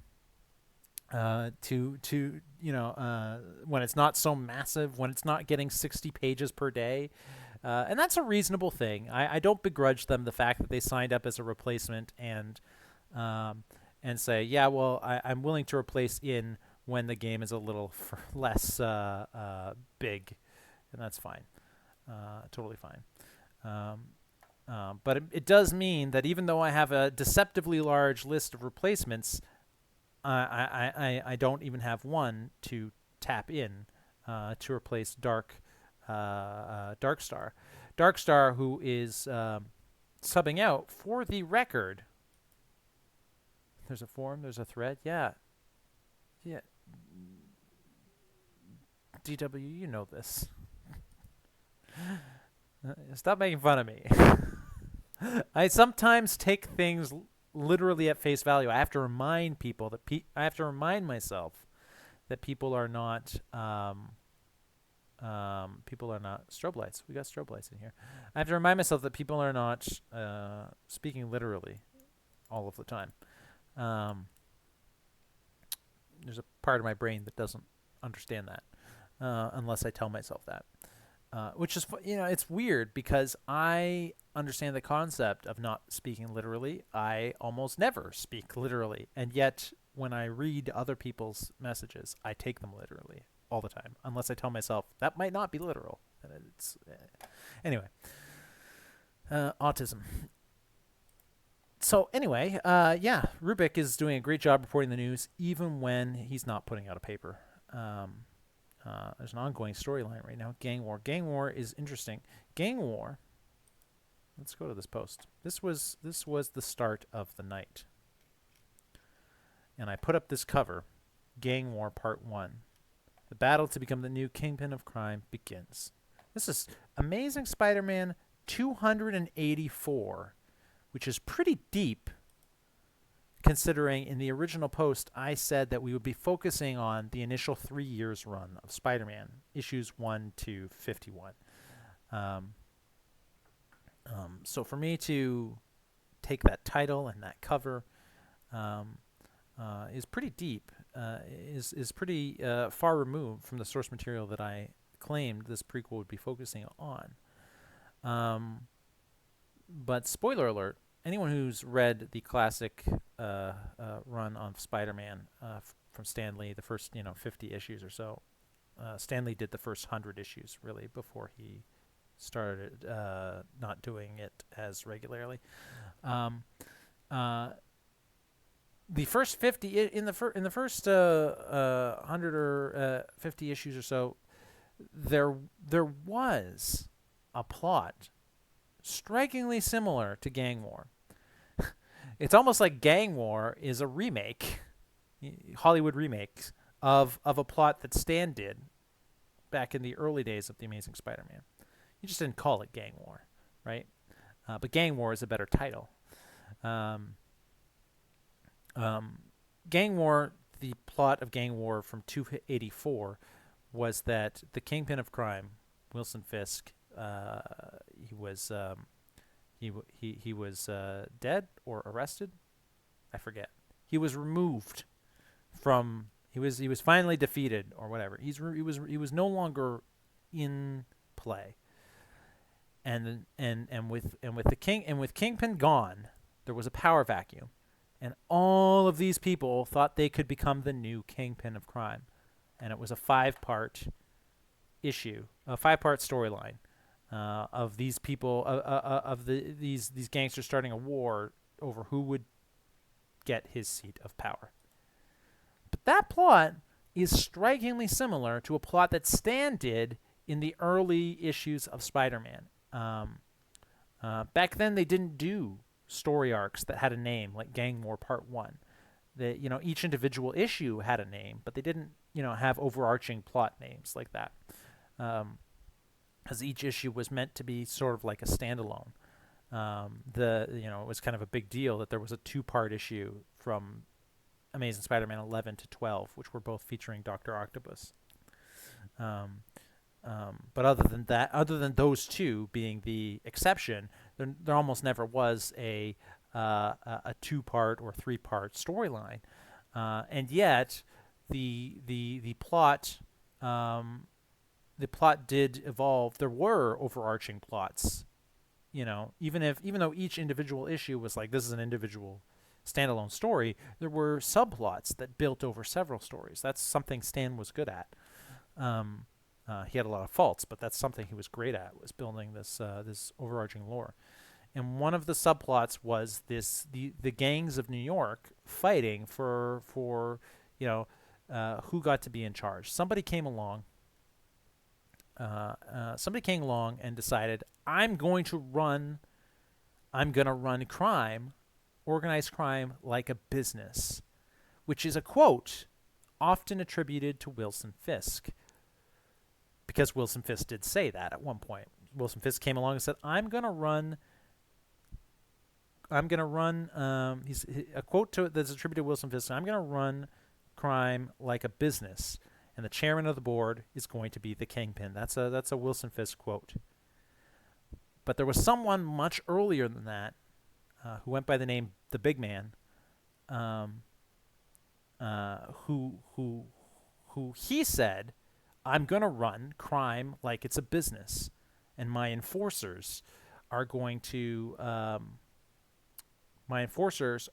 make sure everyone who disagrees with that assertion are going to step in line. He was the first person that came along and kind of had this idea of becoming the Kingpin of crime. And he almost succeeded, too, because he had some muscle behind him he had some muscle behind him that were able to beat up criminals. He had these people working for him, the enforcers, and they were kind of a joke, to be honest with you. And they tried to there was a 2-panel sequence, I think, or a 3-panel sequence, in which the Big Man showed up and he said, "Hey, I'm the boss now. I'm gonna run crime like a business, and I'm gonna be in charge." And all of the criminals who were at this meeting that they did said, whoa, hang on now. We don't agree to that. Why would we ever agree to that? That's the dumbest thing we ever heard. And he says, well, why would you agree to that? Well, my enforcers are why you're going to agree with that. And then the enforcers, very quickly and effortlessly beat up this large group of criminals.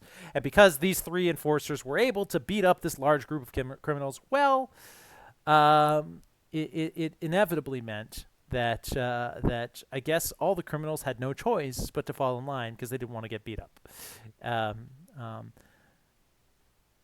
But along comes Spider-Man, and he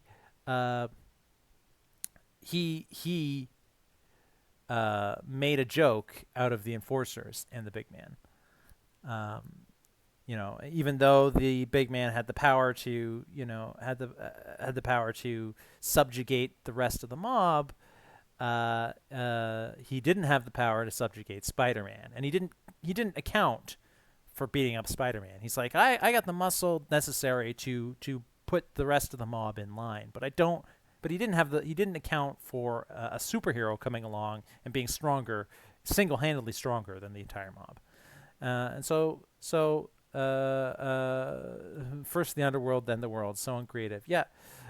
So what happened is Spider-Man kicked the crap out of the enforcers and the Big Man, and they went to jail. And then what happened is that after that, even though the big man was the first one that had this idea of being the kingpin of crime, so to speak. But he was kind of a joke, and he had poor execution and whatever, and he didn't account for superheroes messing with his plan. Um, so what happened was, after this guy goes to jail, everyone else is like, well, hey, that guy had a great idea. He just didn't plan what to do if a superhero shows up and cleans our clocks. And so in the aftermath of the big man getting dealt with, it started the first gang war subplot, which wasn't called gang war, but if they had titled overarching plots like they do now, that's probably what they would have called it, or something similar.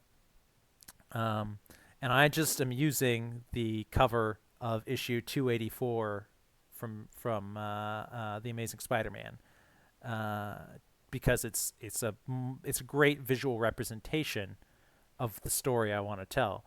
But I'm actually hearkening back to that initial gang war that rose up in the wake of the big man being put away. And then everyone was like, "Well, hang on, he had a good idea. He just had really poor execution about it." And 5 or 6 other people came out of the woodwork, one of which ended up being Wilson Fisk at some point, and they all started fighting each other to do what the big man tried to do and could not.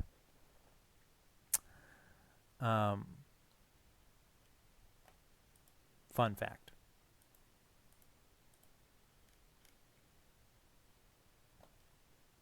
So that is at least partly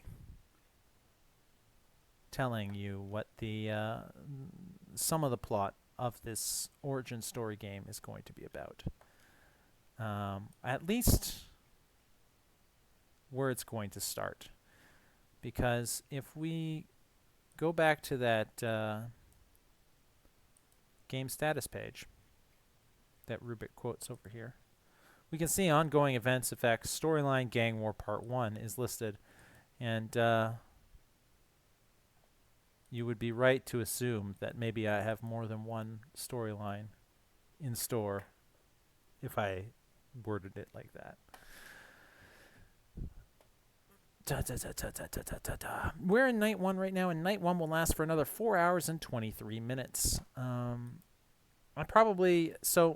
made sure I was around for the end of day. I don't know if I'm going to be around for the end of night this time. But night 1 will end at that time, whether I'm around to end it or not. Day won't start immediately. There's going to be an in-between phase, a dawn phase. That is by necessity, because up until the last minute, I can still accept night actions. Which means I can't start resolving night actions until after night's over. And I can't start day until I've resolved the night actions. So, ergo, however long it takes me to resolve night actions is how much in between time there'll be between night 1 ending and day 1 starting. So, if you are anxious that day 2, not day 1. If you're anxious that day 2 was going to start at 5:30 a.m., or in case of Rubik, 2:30 a.m., I'm just doxing Rubik left, right, and center. I told you guys he's a Pisces. Now I told you he's in the Pacific time zone. Jeez, what will I tell you next? That he has a brother who's playing in this game? Yeah,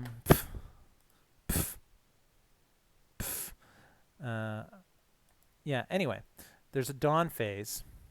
Yes, you get your own phase. Congrats. There's a dawn phase, which will be in between, and it's just the necessity of the game, however long it takes me to resolve all the night actions.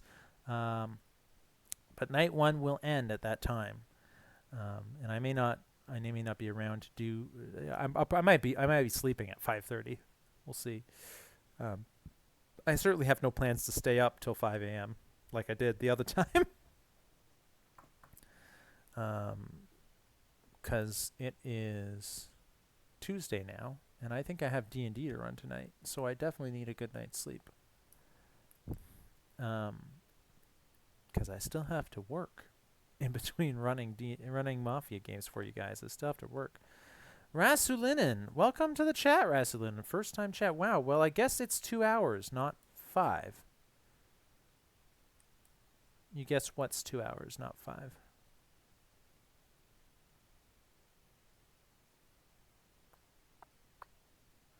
You guess something is 2 hours, not 5. Yeah, your stream. Yeah, well, we've been streaming for 2 hours now. I'm definitely not going to stream for 5 hours. I did last time. That was the inaugural stream. I'm not going to stream for 5 hours this time. I'm probably going to wind it down sooner rather than later, and then I'm going to go to sleep. No, King, I'm not going to do that.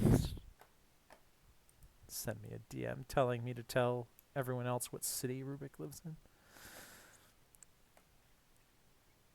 Anyway, where were we? Let's go to page, I think it was 8.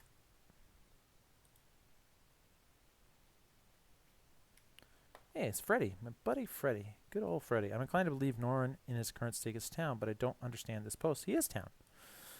100%. No word of a lie.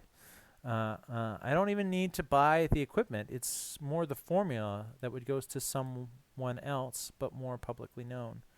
I imagine the current carrier does not have town's best interest in mind, either because they are pissed at me, since I am town, that would lead them to be against me, or they want to use it themselves. Giving it to someone was more so that if someone else wanted to do the experimentation, because town doesn't trust me with it. Yes, we're talking about the Goblin formula. And, of course, something other. The stream. Yeah, the stream is not going to be 5 hours this time. Guaranteed. We'll see how long I go, but it's definitely not going to be 5 hours. Sorry, Zings. I need to remember that multi-quote exists as well. Yes! Multi-quote exists. I told everyone I was going to do a tutorial on multi-quoting as a video at some point.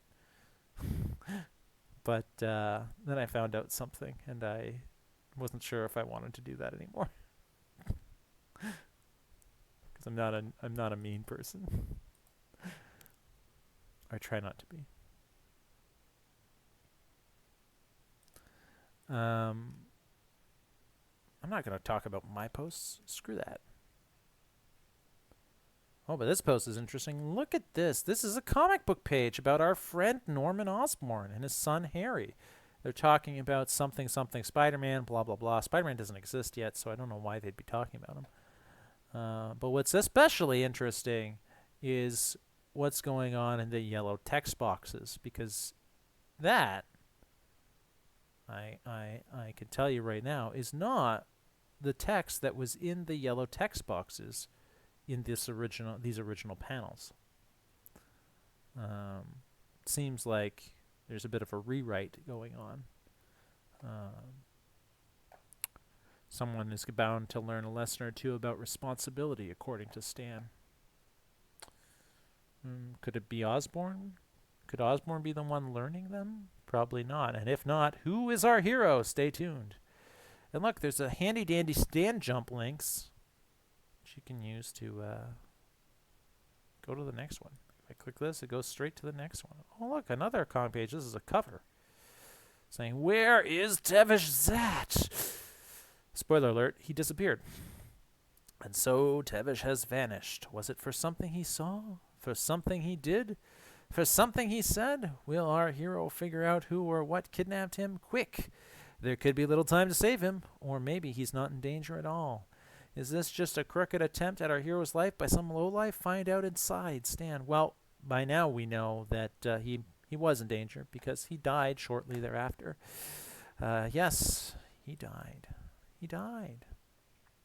And here's another Stan cover. Interesting stuff.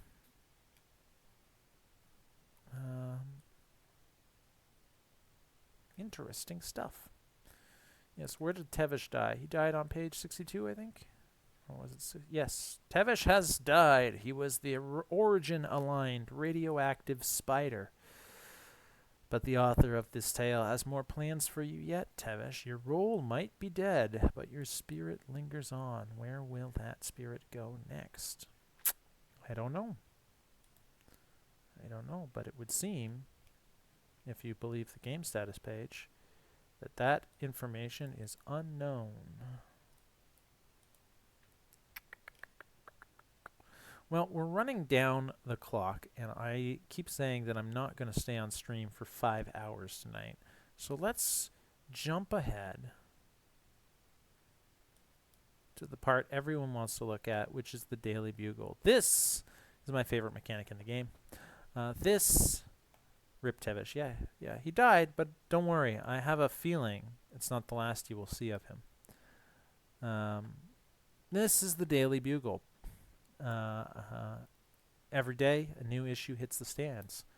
Every day, it is lovingly crafted by a team of people. The players decide what content goes in it. I generally only do the front page.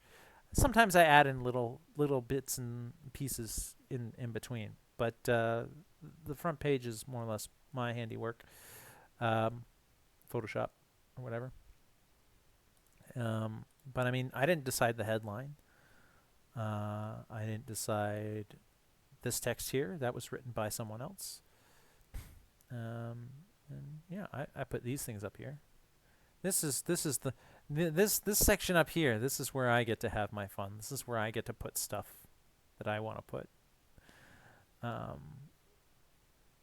We got we got someone looking for love, an eligible bachelor, and then we got a private investigator. A real, like, he's got the cigarette and the tie and the hat. He's like a hard nosed PI. Yeah. He's got affordable rates too. If you want to investigate someone, you could hire that guy. Apparently, some corporations have none of the luck. By J. Jonah Jameson. That's right. Even though he's the publisher of the Daily Bugle, he is not above writing articles for the paper. Still, he's not too important for that. Still, he knows what made him an award-winning journalist and why he rose and became the publisher of this fair publication, and so that's what he still does. Sources have confirmed that Norman Osborn's Oscorp has had a string of unfavorable setbacks in recent weeks. Osborn's business partner Mendel Strom was arrested for embezzling money from the corporation. We believe he remains behind bars currently with a bail for $47,000 and $500 on the end there. Then the labs were ransacked while Osborn was reportedly at a parents' night for his son's school. Inside sources reveal that Osborn's personal project was the target of the burglary, but had no information on what exactly that project entailed. Despite these woes, Osborn remains steadfast at the head of the table, leading the ship into brighter futures. Investor confidence remains strong as there have been no rushes on selling Oscorp stock since the incident. That's true. That's true. I don't think any Oscorp stock has traded hands yet. Unless I'm lying. Information about Norman's financial prospects is hard to come by. Yeah, that's the one part of his role that got redacted. Any attempts to determine their personal net worth would be unable to determine the value of their corporate account. Their status as the majority shareholder of Oscorp is public record, but what significance a majority share might have and the chemicals and weapons it might grant access to is unclear. That said, as the CEO of Oscorp, it is entirely possible and likely that he also possesses job-type abilities. What the heck is that? A job ability is a secret fourth type of ability. Really? There's more than just 3 types of abilities in this game? That's news to me, and I'm the mod. Are you lying, J. Jonah Jameson? A job is a secret fourth type ability that's not covered in the front page rules. It is similar to an item ability, except it can't be stolen, destroyed, but can be reassigned by the boss, which could be a majority shareholder for a corporation. People can be fired and hired from these jobs by this boss. Jobs always offer multiple abilities which, in a manner similar to communal abilities, aren't technically considered theirs. If you somehow lost all your abilities, you would still be able to use your job abilities. We here at the Daily Bugle take an optimistic outlook towards Norman Osborn and the future of Oscorp and hope for a fruitful relationship in the times to come. That doesn't sound like J. Jonah Jameson at all. I wonder how heavily his editor-in-chief modified his story before putting it to print.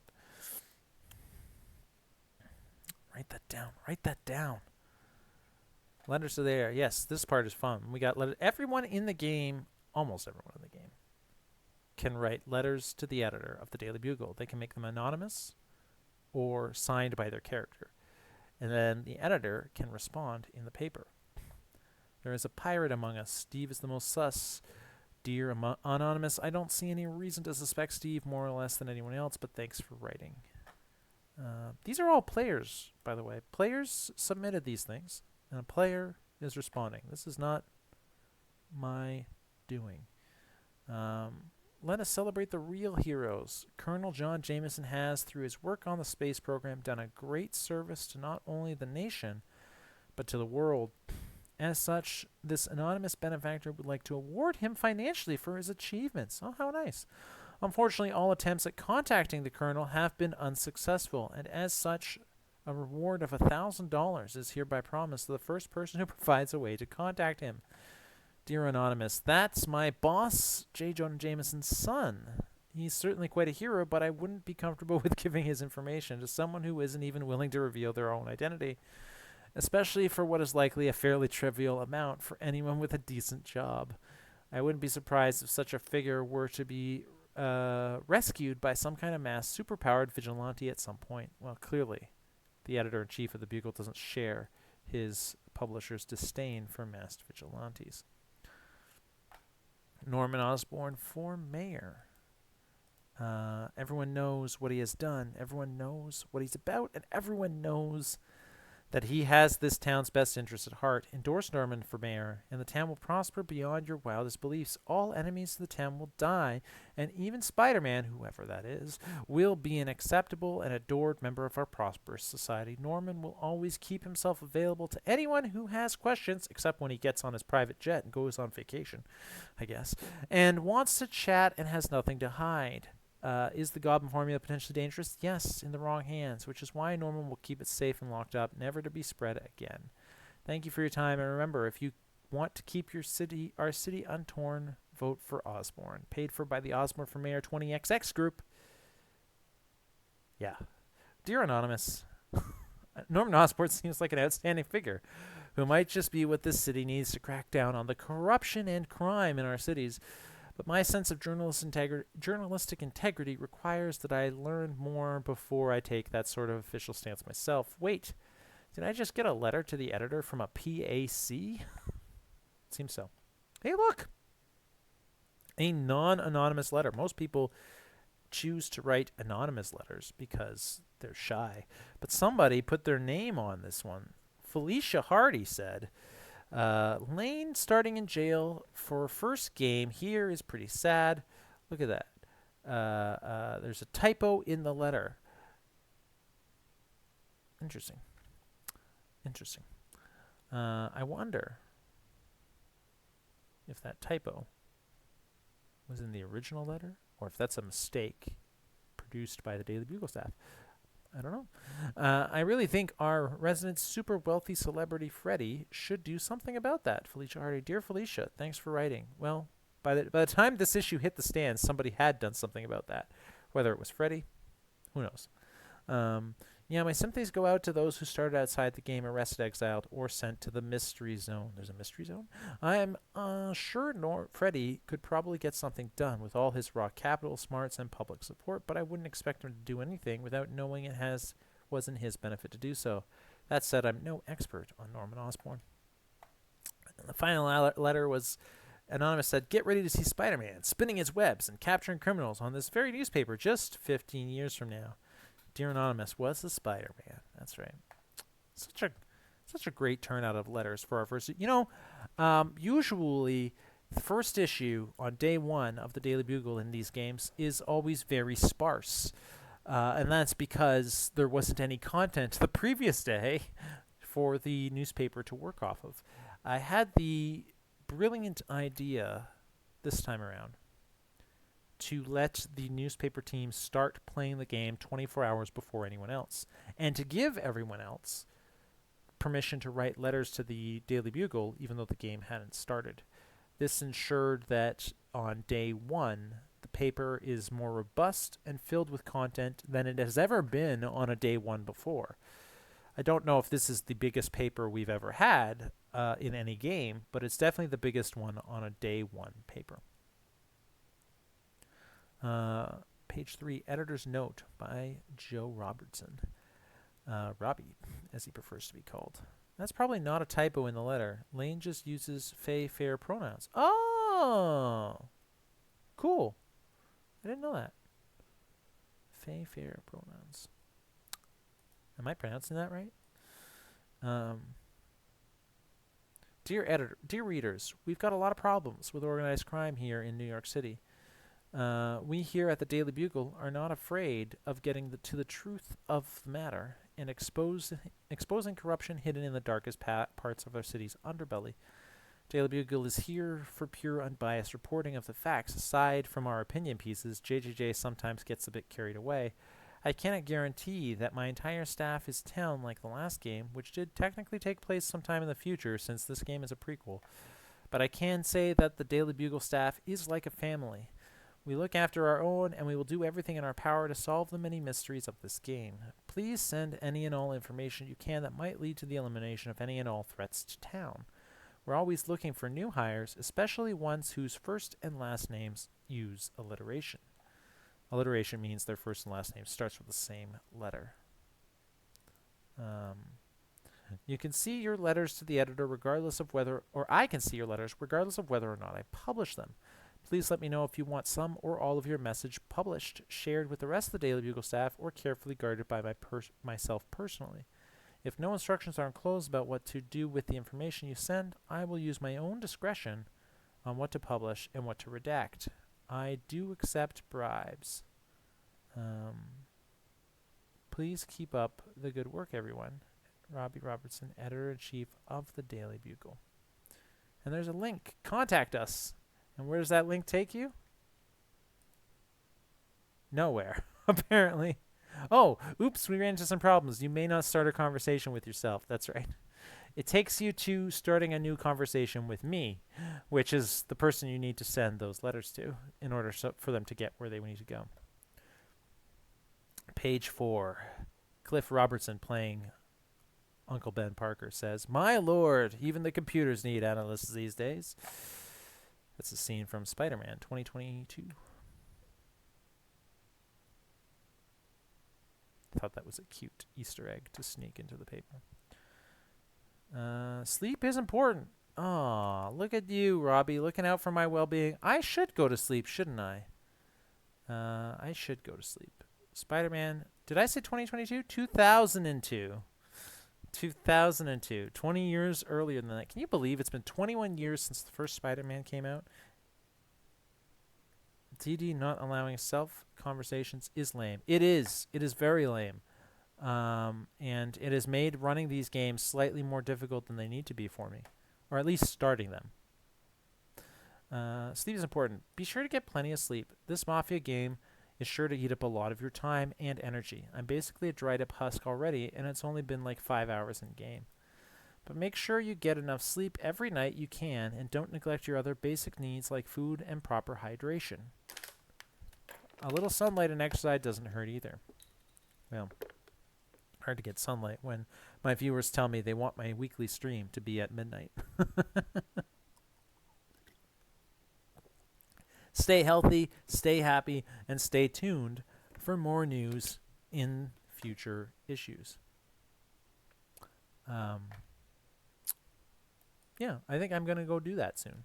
Let's finish out the paper, and then we'll close out the stream with some final comments, maybe.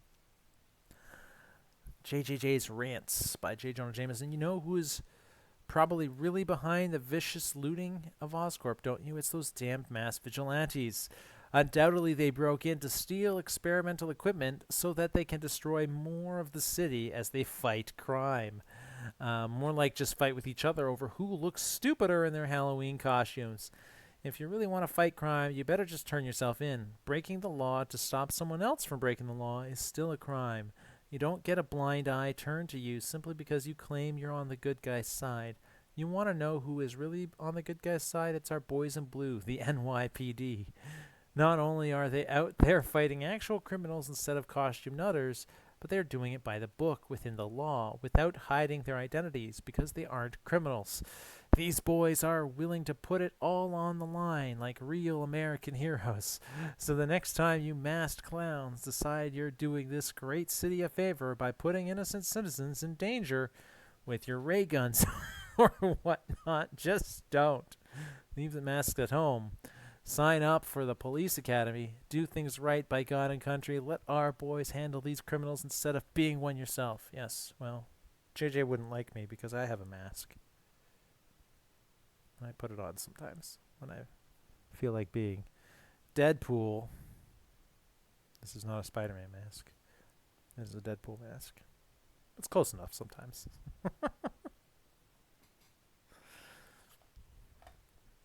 Enigmatic reporter Ned Leeds, self-proclaimed NYC's most eligible bachelor in New York City. Wow. Ned. You dudes are setting a bad example. It's definitely not like a limitation of Xenophoro either. It's something I've had to work on other Xenophoro forums. Yeah. Zinger turned off his AI face again. Yeah, very briefly I turned off my AI face, and you were able to see my real face underneath. This one. This is my AI face, and this is my real face.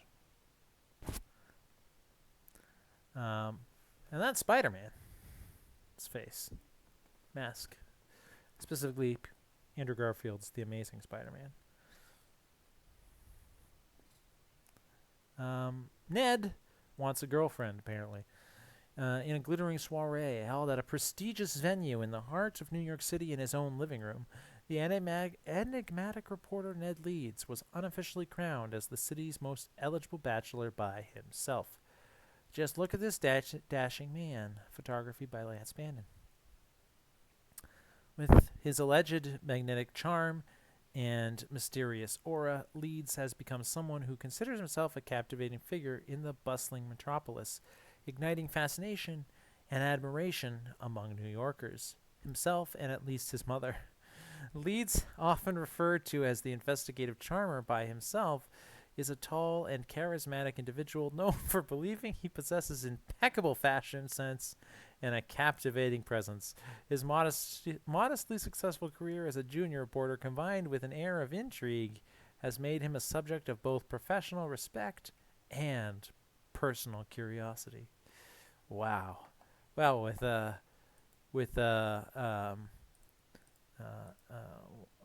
outstanding review like that, who could say no?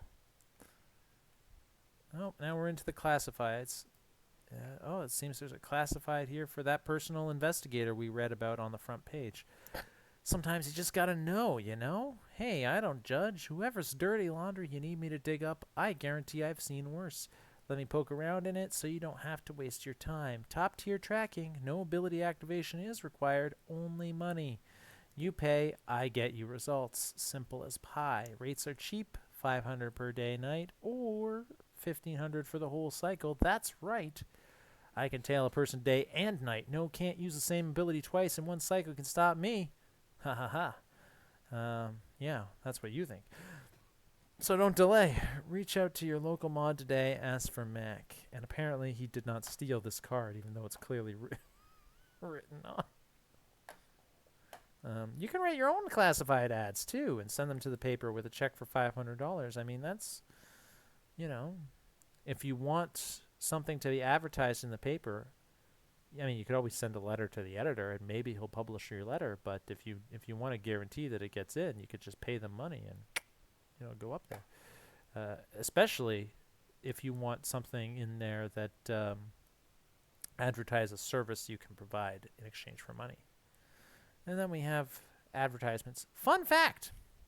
this advertisement page advertising an excellent way to learn to draw for $198 with a free 10-day trial coupon.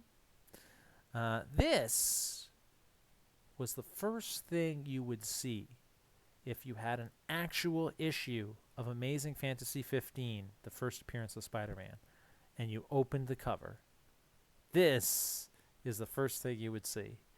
This is an advertisement that was placed in the first page on the first page of Amazing Fantasy 15 before the comic started, and so that's why that's in the paper. Daily Bugle. When you're here, you're family. Oh. Then we get to the funny pages. This time with 3 different comics. In previous versions of the Spider-Man Mafia, the Daily Bugle, run by Rubik, has always included an issue of Calvin and Hobbes in it. And through great effort, he found issues of Calvin and Hobbes that seemed to relate to the topic at hand. Shockingly. How he was able to do that, I don't know. But he did. And this time around, there is 3 issues. So he's upped his game, assuming he's the one in charge. He's upped his game. Doctor Home Address and Family. Yes, you have to move again, Rubik. Yeah, people are roasting Rubik in the Discord chat. It's great fun. And there we go. That's the end of the Daily Bugle. What a great start to this game. You know, what a fantastic way to kick things off. Day 1 has been chock full of content. Usually day 1s in these games is mostly just like people aren't sure what to post yet. So, you know, they there's a random voting stage where people just vote randomly. People goof around and they don't really take the game seriously, and often until day 2 starts. But that's not the case here. The Daily Bugle is just the tip of the iceberg for all of the great content that people put out in these 60 pages. Great content like this.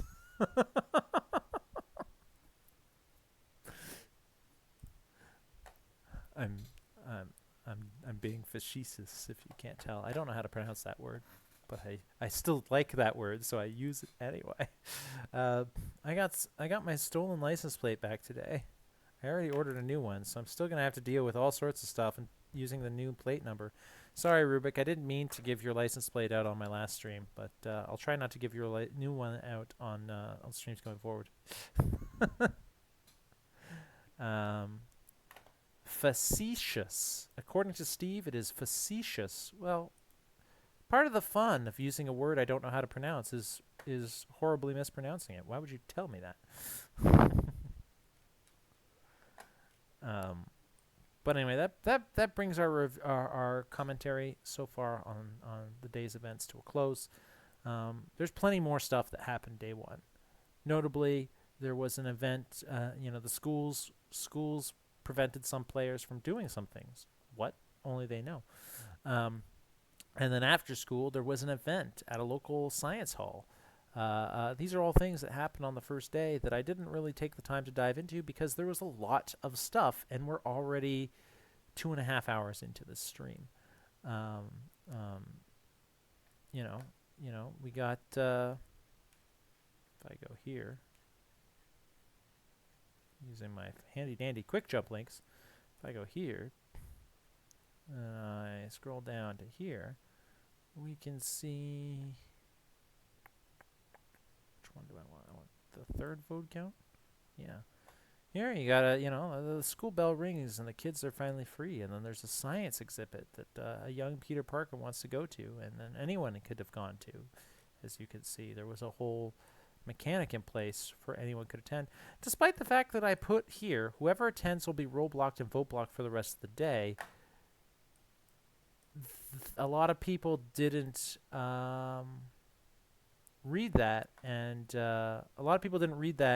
take it as meaning that you need to say you're going during the day. They thought they could wait until night to say, I want to go to the thing, even though it says you're going to be role blocked if you decide to go during the day. But I made it clear in the next post that I made or whatever, and I made it clear also on the front page. And some people did get to go, and that was great. That was great for them. They had a good time. Everyone had a good time. What am I quoting just now? That was a quote of something, but I don't know what. Everyone had a good time. Oh, right. That is from the New Zealand deck commercial.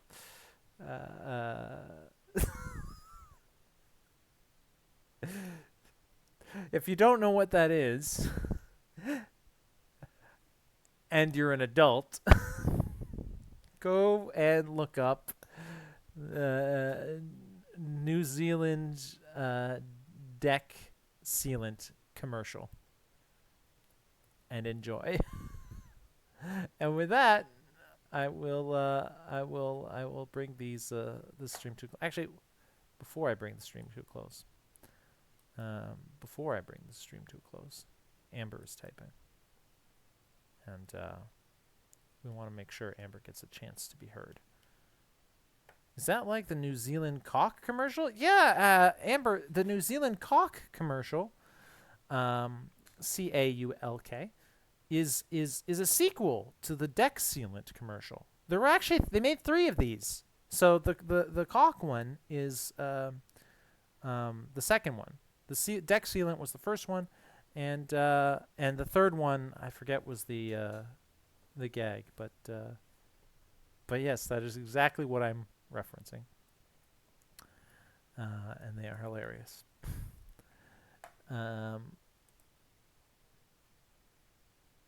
Before I close the stream, does anybody have any questions they want to ask me about Amazing Fantasy, a Spider-Man Mafia prequel that is in Night 1 and will ostensibly no longer be in Night 1 in 3 hours and 48 minutes?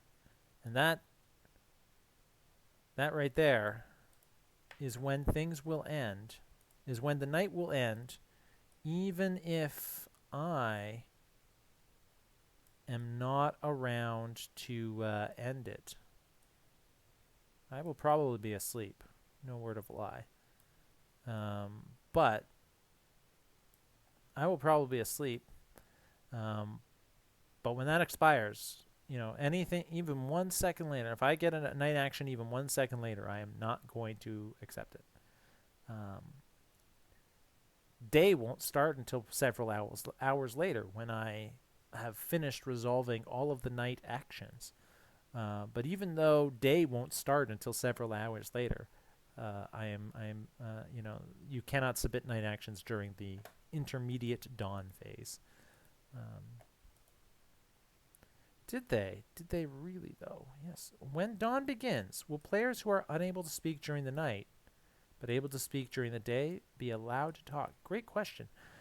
During the dusk phase, I said that speaking... During the dusk phase, I said speaking is in terms of whether or not you're allowed to speak, I treated dusk as night. So one might assume that dawn, being the inverse of dusk, would be treated as day. That assumption would be incorrect. Yeah, that assumption would be incorrect. Why would it be incorrect? Because some of the players who might choose to speak during the dawn, if I say everyone can speak during the dawn because it's treated like day, some of the players who might choose to speak might be dead. I'm not even going to treat dawn like night for determining whether or not you can speak. I'm going to say nobody can speak during the dawn. Everyone's got to sleep sometime. If you are a criminal who stayed up all night and you've been up during the day because you don't want to miss the voting, well, you sleep during the dawn phase, like the mod does, or whatever. The mod probably won't sleep much during the dawn phase, but no, nobody can post during the dawn. Dawn, everyone gets silenced at dawn. You could still chat in Discord servers that you have access to.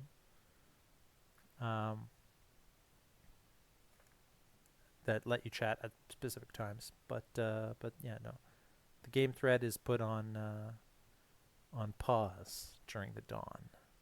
The dawn is when everybody should be on the edge of their seats, trepidatious, wondering if their head is still attached to their body. No, I don't want any posting during the dawn. I am the all-powerful silencer. Yes, Dawn. Keep that energy. These things? I'm running out. I have one can in the fridge.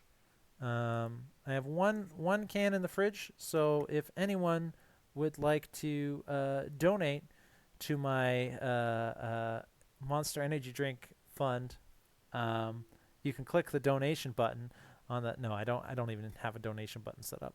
But maybe I should set one up.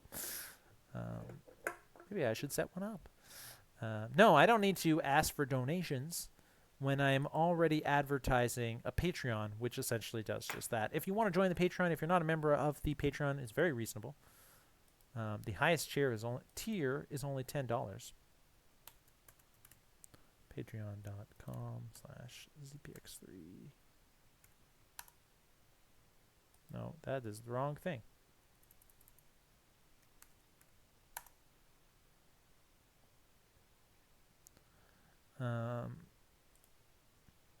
There are 3 tiers. Highest tier is only $10, and lowest tier is $2. The $5 tier in the middle.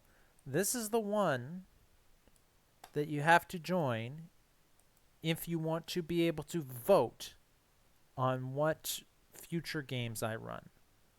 So there's a list in the Discord of the games that I'm planning to run next. I got 2 lists. I got the inactive development list and the maybe list that are being considered for development. And that is the tier you have to be, or the higher tier of $10, the $5 or $10 tier. If you're in one of those tiers, you can vote on what game I run next. Because I'm not in the business of charging people to play my Mafia games, but I will happily charge to let you decide what Mafia games I run next. That seems fair to me. So yeah, join the Patreon if you can afford to do so. Look at this. There's a little spaceman who's having a really, really bad day. He's lost his head. As some of you will very soon. And with that, I'm going to call this stream to a close. Look at that. We streamed for 2 hours and 47 minutes. It was a wonderful time. It was a great stream. You guys were a very engaging audience, and I appreciate you. I appreciate every one of you. I have 9 viewers right now, which is insane because we started with like 11. To retain such a high percentage of viewers across the streams is pretty cool. I know a little bit about streaming because I used to stream D&D a couple of years ago, and I know that usually what will happen is you'll start high and you'll lose people as the stream goes. But to retain people, even if 9 even if you think that 9 is a small number, which I don't, I think 9 is fantastic. That's a lot of people for by my metric. Even if you do think that 9 is a small number, then don't look at the number, look at percentage, right? Like how many people did we lose as the stream went on? And the answer is 2 out of 11, which is not much. So that's really cool. I appreciate you guys for being here. I appreciate you guys for engaging and participating in the stream. Even though I am rusty at this, I'm sure I will get better as time goes. But I think it's more important that I remain consistent and do this every week than it matters that I necessarily learn all of the tools of being a streamer. That'll come with time, you know. Like I've got, what is this, 10 buttons here, one of which is do a 60-second ad. But sub-only chat, I can turn on a sub-only chat. I can manage a poll. I can run a poll here in the Discord. That's cool. So on and so forth. I'm sure I'll figure it all out. I used to know what this did, but the layout has changed a little bit since I did it 3 years ago. And there's new options that didn't exist before. Vampire Girl resubscribed with Prime. They've been subscribed for 6 months. You've been subscribed to me for 6 months? That's not consecutive. You were subscribed before when I was doing D&D streams, and now you're subscribed again, right? That's got to be correct. Yeah. Well, geez, thank you, Rag, for the subscription. I'm glad you enjoy my content enough to throw money at me, and I will be happy to keep making it as long as you guys are happy to keep watching it. Obviously, excitement is high right now because of Amazing Fantasy being the biggest game I've ever run, but I am hopeful that excitement for this thing I've started stays high even after it's over, because I would like to make running Mafia games a regular recurrent thing, and not something that I just do once every few months. You get a free sub each month from Amazon, and you just remembered it existed. Well, that's cool. You know what? Even if it's a free sub, you're still paying for your Amazon subscription. So, you know, the answer is the same. Thank you for throwing that money my way. I appreciate it. And I appreciate all of you, and I hope you enjoyed the stream. I am genuinely excited, as much as you guys are, to see what will happen when day 2 starts. Because the beauty of running this game is I designed it, so I have an idea how things might go. But the minute you introduce players into the mix, it can go in any number of directions, and I just enjoy watching it play out as much as all of you. That's why I love being a designer, is because I'm really the biggest spectator. So thank you all for playing in my game. Thank you all for joining my stream. Thank you for the subs and for being members of the Patreon. And I will see you all tomorrow when we find out how the first night of Amazing Fantasy shook down. I have it on good authority that things are going to be maybe bloody, so yeah, lock your doors. Bad shit might be happening tonight. All right. Have a good night, everyone, and I will see you on the flip side. Take care. Get lots of sleep, as the newspaper suggested, and be well. Good night. And